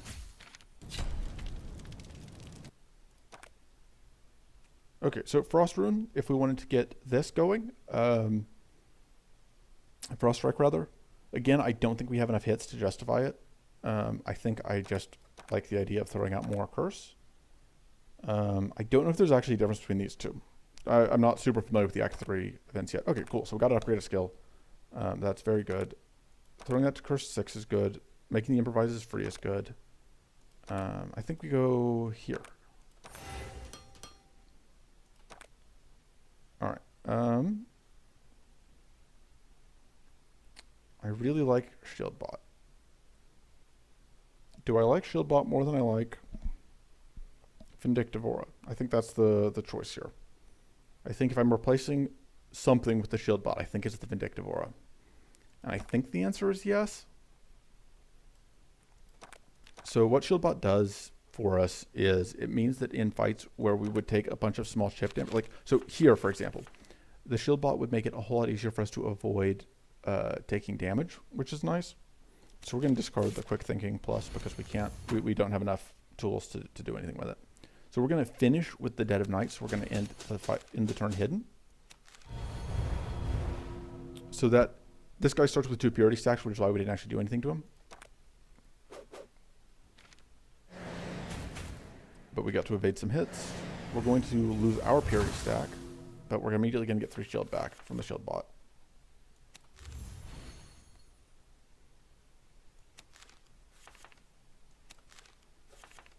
Okay, so I would have to duplicate this freezing concoction if I wanted to freeze the backliner, but I think I do because I know what his thing here is, and I do not want it to happen. And the reason we have to do it twice is because of those Purity stacks. Okay, cool. So we can get Lightning Communion off thanks to that Shock Baton.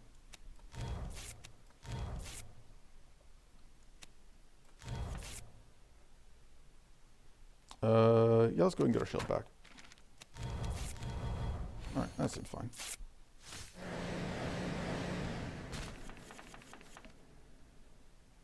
So, get cursed, dummy.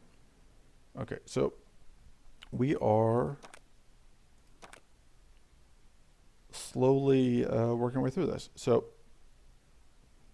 we're going to evade that hit, which is part of why I was fine doing this. I like the idea of starting to get rid of his plated stacks. What mana cards can we draw? Okay, so regardless of what we get, it will let us play the Occult Ritual.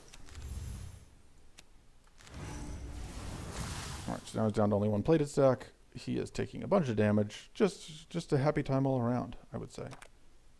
I don't think we want to play this Aftershock here. I do think I want to just get this guy dead as soon as possible. And then, yeah, let's go ahead and do lots of damage there. So the downside to fighting these guys is that the Shadowbone Wisps, they can apply a whole lot of curses, you can see. We still have a shocked enemy, so we get even more powerful stacks from Lightning Communion. This is the first run I've done where Lightning Communion has managed to really go off, but it feels good. I really like it now. So we're getting another Arcane proc. So we get mana off of that.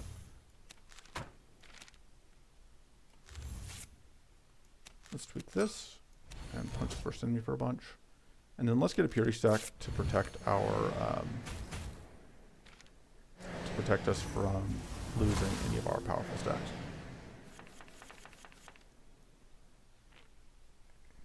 Alright, this won't quite kill. This would shock us, which... So, here's what we're going to do. That's going to prevent us from shocking ourselves. This is going to finish killing him.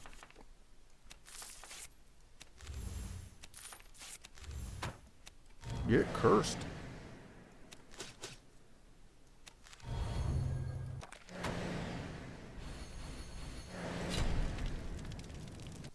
Curse is pretty good, actually. Okay, so Brilliant Idea is very good. So Prismatic Shield is one of the two cards that this elite can drop. I would rather have the other one. Beggars can't be choosers. Prismatic Shield. Prismatic Shield is very good. I just like the other card more because it would have given us a way to deal with Curse, which is a problem for us.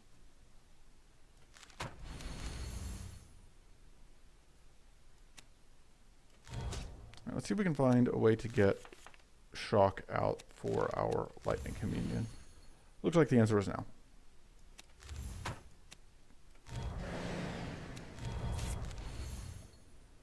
Let's get plated because we are taking a whole lot of incoming damage.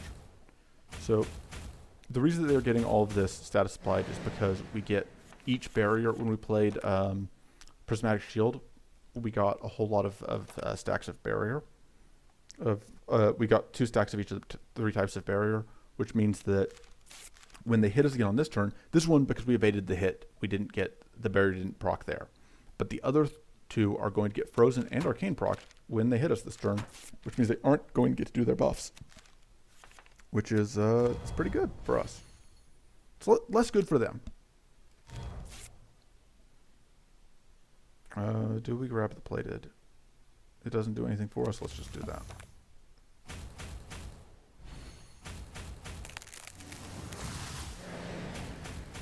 I bet you guys feel real dumb right now.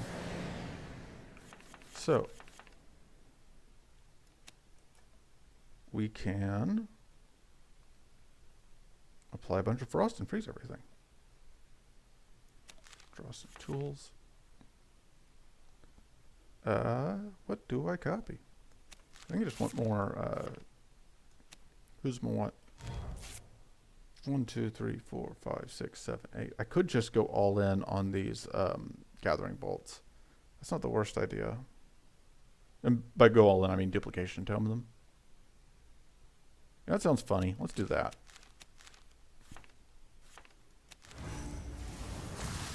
And there's all of your evasion gone. And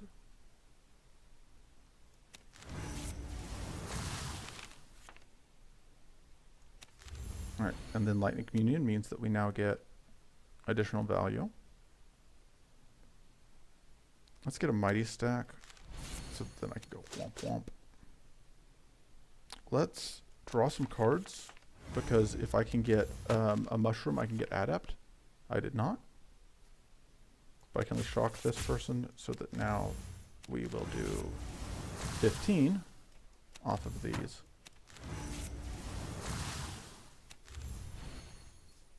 And then let's freeze them all, hide ourselves, Curse Shield, And then let's go ahead and finish off that kill. Okay. Yeah, this is just not a quick character, but copy that. Unfortunately, now we get punched. But you'll notice we didn't take really any damage because of the shield bot, which meant that the 4x3, they were basically hitting us for 1, and then we were immediately getting 3 shield back and repeating that, which is why shield bot is so good.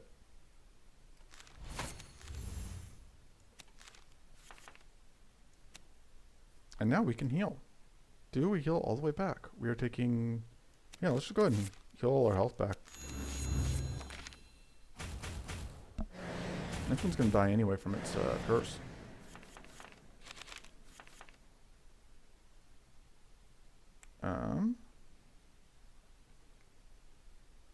That's good. Go ahead and do that. I was trying to see if there was a way for us to get through the focus, get to the focus first, then like improvise, because we didn't have enough room in our hand to improvise and then focus, and then. But this is good enough.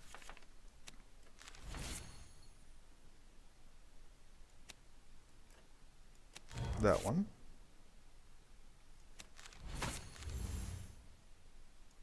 Draw 2.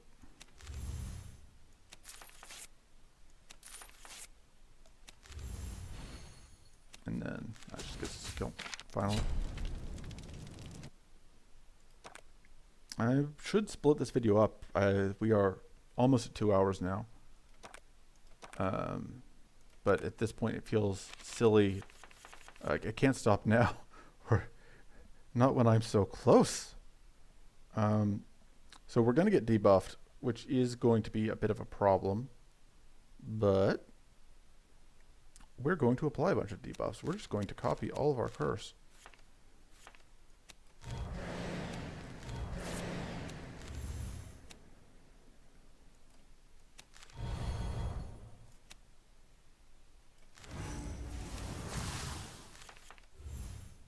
So quick thinking doesn't do anything for us. I think we're just all in on. So we're hidden, which meant that we could have critted there, but we didn't. Go ahead and do that there. So now we are going to be cursed. They are cursed. It's just really a cursing party. Just curses for everyone. So Merle has a special stance when she's hidden. Nobody else does. So it is kind of funny to me though that we are just kind of chilling, just hiding, plain sight. Like you do. Yeah.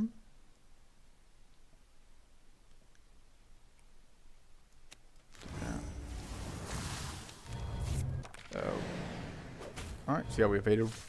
No, because we evaded because of the mana dance. We didn't get any crits from our hidden, and we haven't gotten any evade from our hidden. So we're gonna get powerful this turn. Lightning Communion.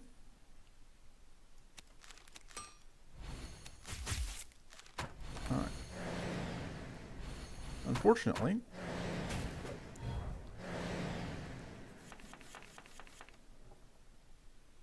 we now have just so many curse stacks and nothing we can do about it.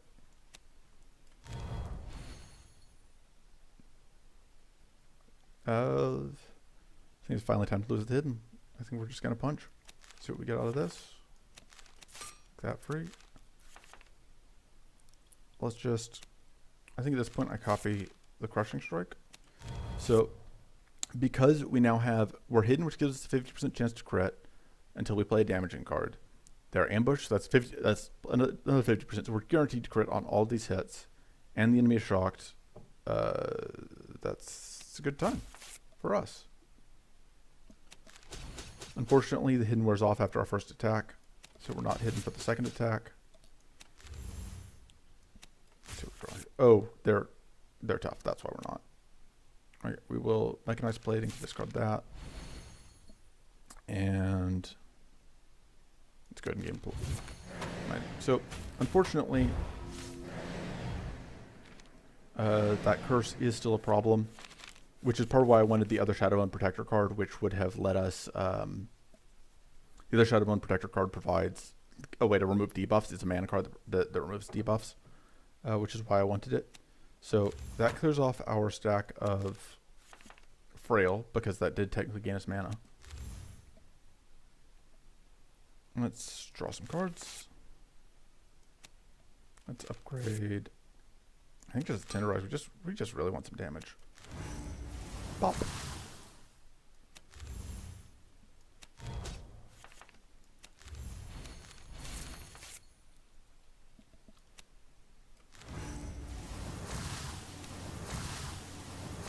Delicious. All right. So the question was always like, do we want to use Shrivel? I think not. It's possible. It's correct to Shrivel here. We get the kill anyway. We're taking 6 from that, and then another 6 here. I think that it's the 6. I think it is too risky that we don't get something to finish off the kill. Okay, so Ruinous Gamble we absolutely cannot afford to take. Ruinous Gamble is only good in decks like that Katon deck that I'm playing, where I was able to kill immediately. Otherwise, it's how you die. Ingenuity I tend to like. I don't like this enough to replace any of the things I have, so I'm going to take that even though it's a pretty marginal thing that I normally wouldn't take. Ingenuity I only like when it's upgraded. I don't think paying mana for that effect is good, which you may say means that that effect isn't that good, but I say, shut up. More Aftershock seems okay, actually. Free Improvises to start with seems okay, actually. More Curse seems good. More Arcane seems good. These are all good choices. I think we're going to go with the Free Improvises. Now that we have a couple different things to care about. I still don't think I want to remove anything. Okay, so Shadow and Protector into Baelator. Let's go.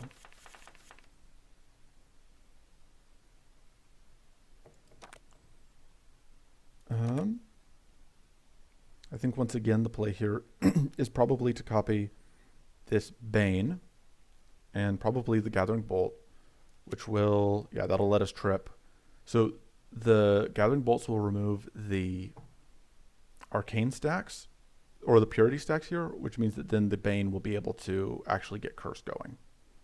So fighting a Shadowbone Protector after the mid-boss means that you're fighting 3 Marsh Elementals, which means that this fight, how difficult this fight is, depends a lot on what the Marsh Elementals decide to do. Because if they decide they don't like you, they can choose to hit you with Freeze and just lock you down. This is bad. It causes problems. Okay, so I could upgrade this Gathering Bolt with the tweak before I copy it. Will I have mana? Maybe. It'll be fine. What's the worst that could happen?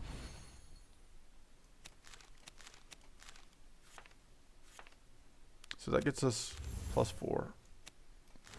So the advantage here is that then we immediately get to take away both of the Purity stacks,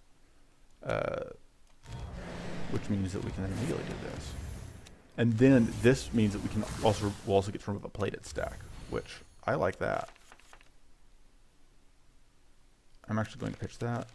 I know that we're not going to get as many upgrades as I would like here, but I do like that because that means that we spent a lot of stuff. I am going to pause my recording. All right, there was no pause. Everything is fine. So yeah, I am ending turn. We are taking no damage because of the evade stacks. We are losing all of our mana because these elementals are jerks. But the fact that we were able to start by putting so much curse over there is going to pay off. Let's Sharpening Stone the Improvise, because if we can get... That's actually pretty good still. I'm definitely playing that. Let's see if we can get... So once I play the Occult Ritual, I'll be able to use the Scroll of Recall. So what I really wanted to get was I wanted to get a Shock so that I could trip Lightning Communion. But it looks like no luck on that front yet. Never give up. Um, can I draw off of Mystic Ritual and still... Let's heal. And now I can Mystic Ritual, and then I can still Freeze Concoction. Okay. Yeah, had to give... I wasn't paying attention. It's fine. It's fine. It's all fine. Everything... I do everything on purpose. I'm good at this game. Okay.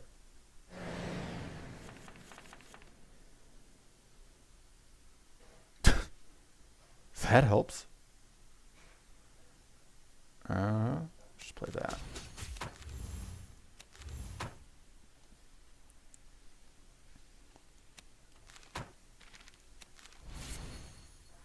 Okay, we are not getting frozen here, but we are taking a bunch of damage.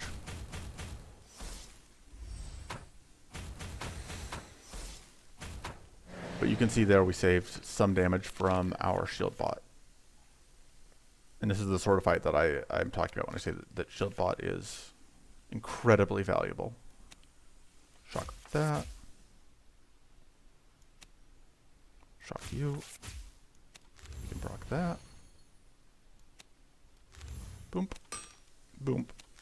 Draw cards. Upgrade the slash.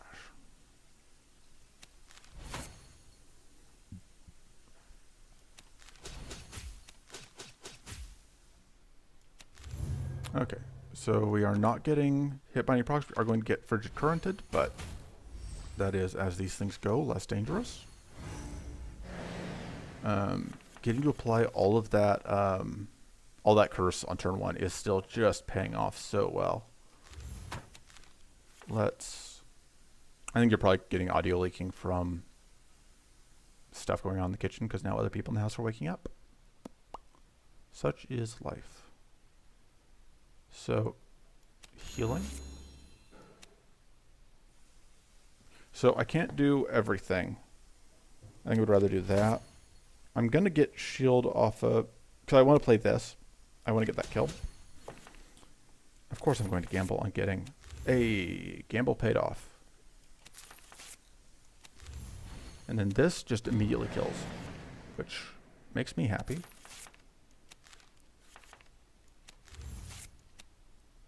Take away your powerful stacks.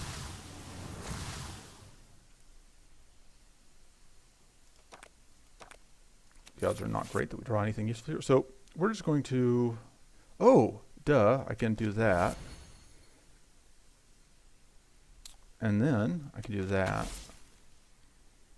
And then I can reduce her status again. So I'm going to be able to get through all of these, which is nice. Because normally playing 2 of those would have frozen me, and then I would have been sad. Take away your powerful stacks. Nobody gets powerful stacks except for me. Unfortunately, because we put all of the... and I froze myself on purpose there, because if you freeze yourself, it ends your turn, but you aren't frozen at the beginning of your next turn. So the downside to having put all our curse on the Shadowbone Protector is that now we are in a position where we do not have any curse on the other enemies. So the question is whether we want to get Dead of Night up to get even more curse, or if we want to, I think we're just going to get more curse. Because got to make progress on getting these kills. Hello. Yeah, that's the other thing about when you're fighting a bunch of martial elementals. Another thing that they can do to you to cause you to just have a bad day. It's just like fill your entire deck with whatchamacallits, with the freeze, the frost frigid currents. Ambushed. Punch for some damage. Alright. Now we get punched for some damage. We kind of need a bandage again.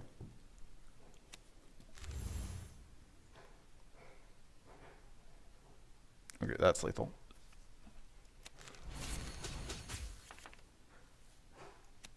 Let's draw cards. So part of the reason I'm drawing here is if we draw Lightning Communion, I want to be able to get the bonus there.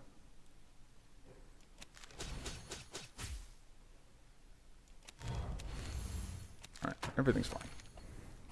And that's a kill. We're going to get through this run. Alright, there's the clear focus I wanted, and we can even upgrade it. So this is our way that we're going to deal with getting cursed.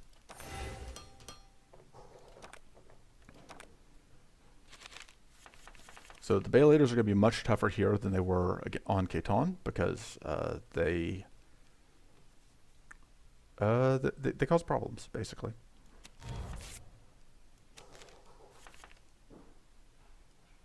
I think I'm going to copy... What am I going to copy here? It may be the Dead of Night and the Bottled Ectoplasm. It's either that or it's the Dead of Night and the Prismatic Barrier, which would give us... Because we kind of do just need a bunch of shield.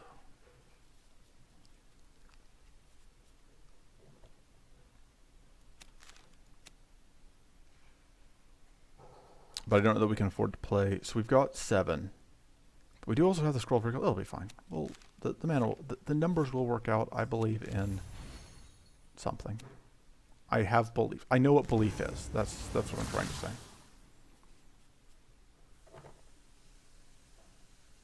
Dead of Night, Prismatic Shield, Scroll of Recall. So, unfortunately, I can't play the Tenderize and also the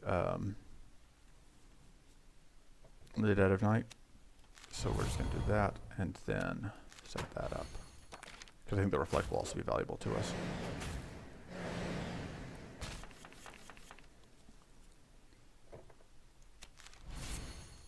Okay, we really hope we draw mana here. Okay, cool. That saved us. So we're still hidden. But we won't be if we play the Unstable Darkstone. We don't have a way to get to the right number for that. Okay. And now, I think I draw cards.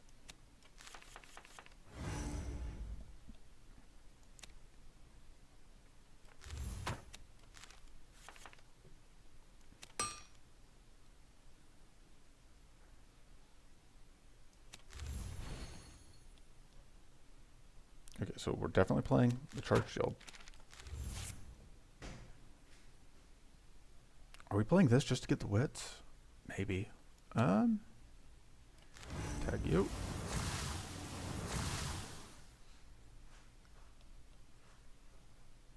So no, we're not playing this because we want to stay hidden. I think having the mana next turn is more valuable than getting the extra card. Well, but we're probably getting a Lightning Communion next turn. So those are dates coming in clutch from the hidden. You're shocked, which means the Lightning Communion goes off.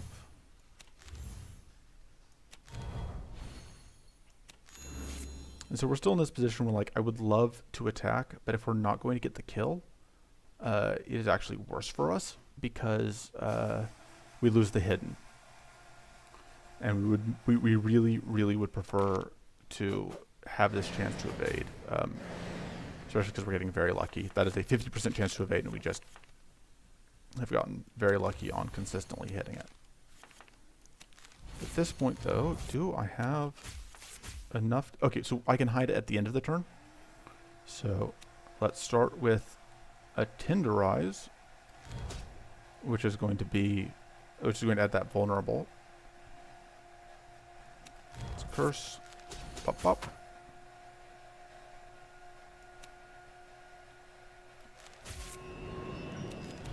Alright, so we ended the turn hidden again. We have a stack of just straight up evade. Yeah, sorry for the noise in the background. Assuming that you can hear it. I know that, like, sometimes streamers say, sorry for the noise, and you just can't hear the noise also, and because there's just no good way for me to tell if that noise is leaking or not.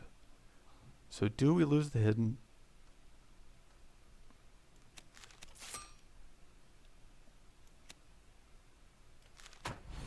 so that at that point we're only taking... I think it's better to do that because we only have a 50% chance to evade anyway, so may as well get that out. You aren't shocked, unfortunately, but now you are. Let's copy the Lightning Communion. Let's just get a whole lot of powerful stacks. And now we take damage.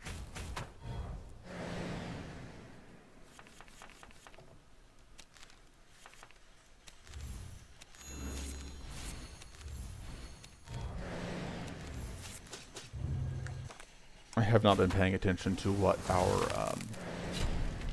our final boss here is that we're about to come up on. Okay, so Ravenous Intent we want. This reduces our critical damage. How much do we care about critting?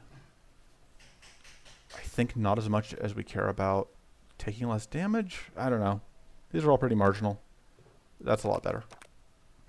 Okay, we're fighting the Maw. So these Shadow Moon Hunters can be really annoying, but this is the penultimate fight before the boss fight. And then we are home free.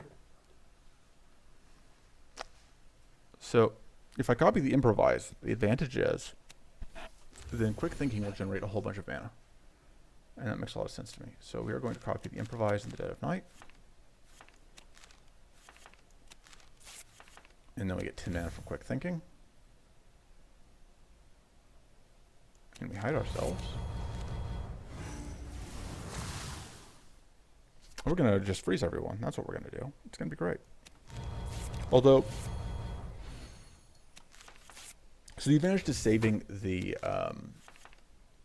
freezing concoction for next turn is that this means they will hit us and take a bunch of reflect damage if we don't evade, and B, next turn they are going to buff themselves,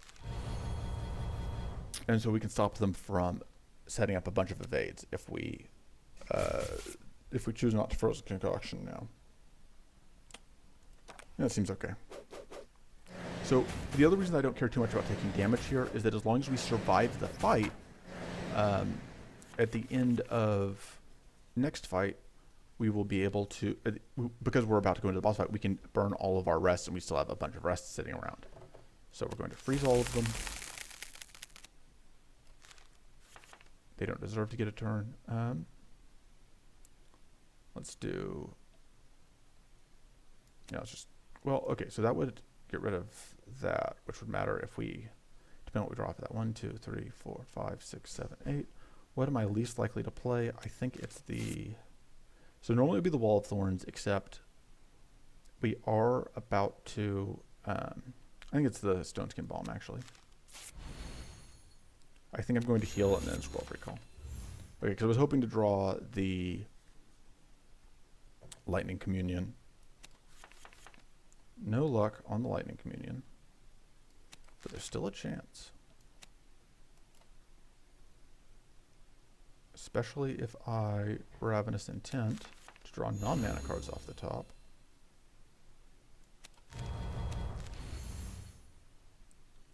This is only going to upgrade the Serrated Trap, but it's going to leave us with enough.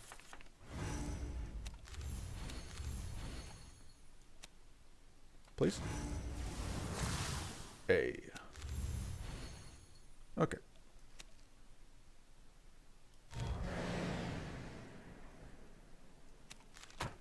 And the reason I did that first is because thanks to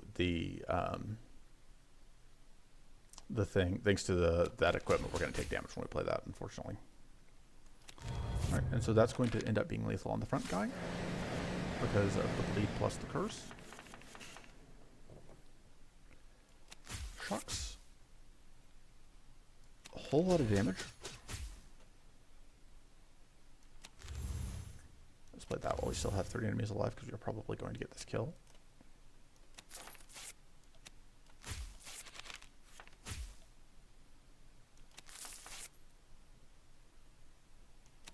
Not quite.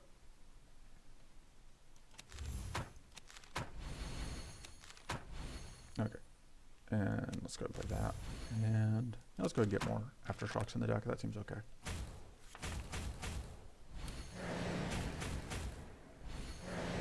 So yeah, we have accidentally put ourselves in a position where we can actually stack a whole bunch of Reflect, which is normally not really a viable strategy. It's just not normally something you can pull off, but we have.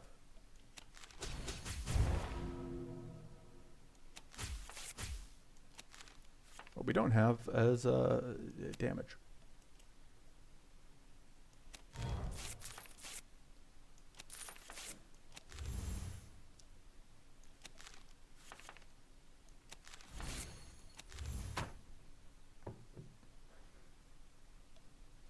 Okay.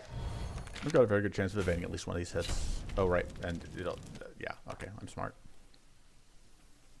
I think we'd probably take another Hunter's Focus here. Gaining powerful this turn is still okay. Loot the cache. Alright, so see, now we're just going to burn a bunch of rusts. What do I cut? Do I cut anything? I think not. I think we leave it as is. Unfortunately, we are largely just going to be burning these without getting any benefit because of just how things shook out. Okay, so I'm going to take this because the pirate hook does nothing in the final fight, so I'd rather have literally anything else instead.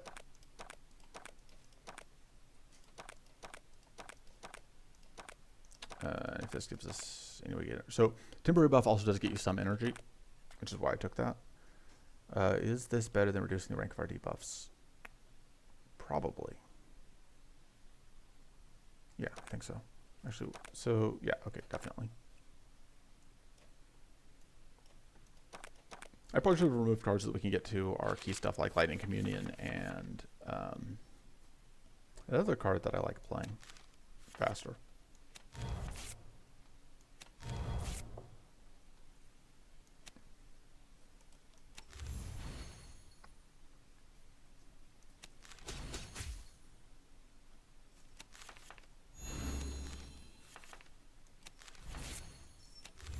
So obviously the thing I want to see most is I want to see more ways to apply.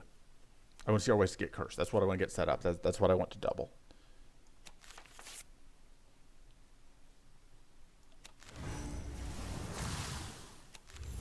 But it looks like we're not going to have any luck on turn one.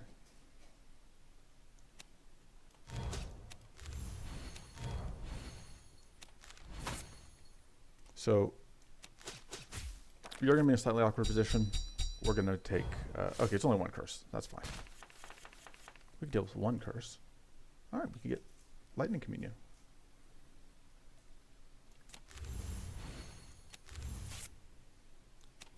Still don't think I want to copy anything yet. We'll see what I draw, though.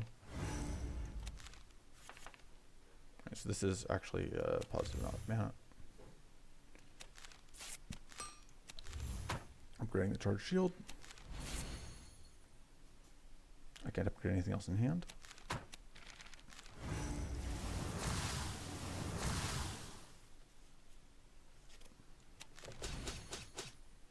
And we already have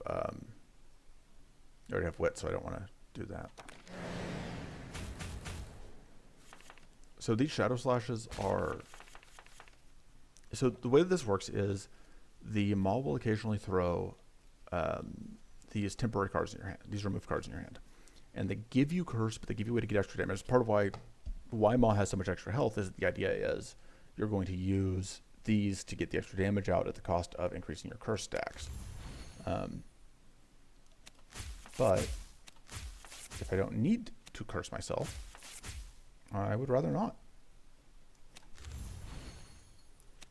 Instead, we're going to curse the maw. Start with the Dead of Night, because these trip the curse, so we'd rather get as much curse as possible. Let's do upgrade tool cards. Can we get to... Yes. So we go Brittle Scroll into 1, 2, 3, 4, 5, 6, 7, 8, 9. Yes. Okay.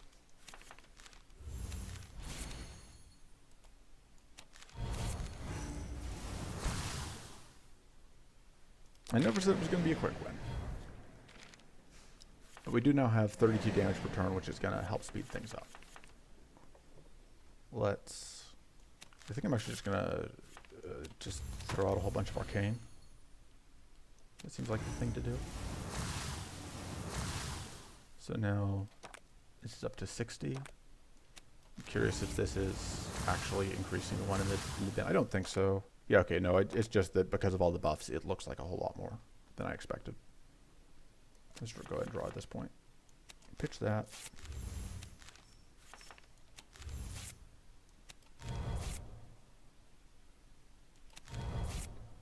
Sure, let's go ahead and do some damage.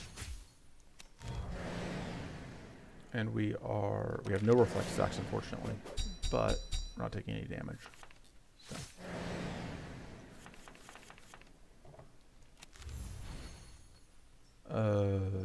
I don't really like the idea of Mystic Ritualing at this point. I do kind of like the idea of doing this, though. Just getting some damage in. So we're going to take a bit of damage from the curse, but we're making good progress on getting that thing dead. And this will help us clear out our curse. This is why I have this, because you'll notice we have 4 curse. Now we have 2.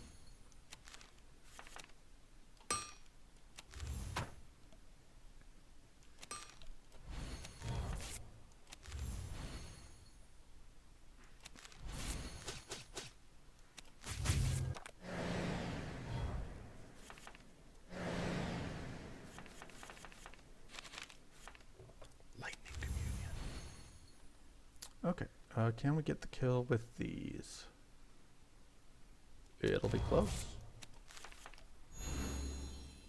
So, the Shadow Rays also draw additional will draw additional spells if we have any in our deck, but we mostly don't. But I think we still have lethal here. Oh, but this damage is going to go down once that once we run out of shocked stacks. So.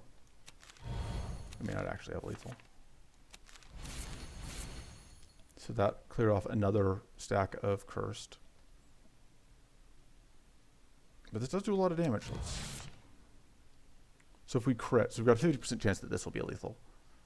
But if we pass the turn, we've got 48. Oh, but it's healing. Yeah, let's try and get this kill. No luck. Okay, so we're just gonna take a bunch of damage.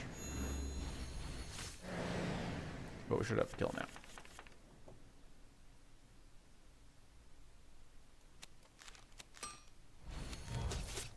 Alright, and so that was our complete run with Quickplay with Inna, and it only took us nearly 2.5 hours.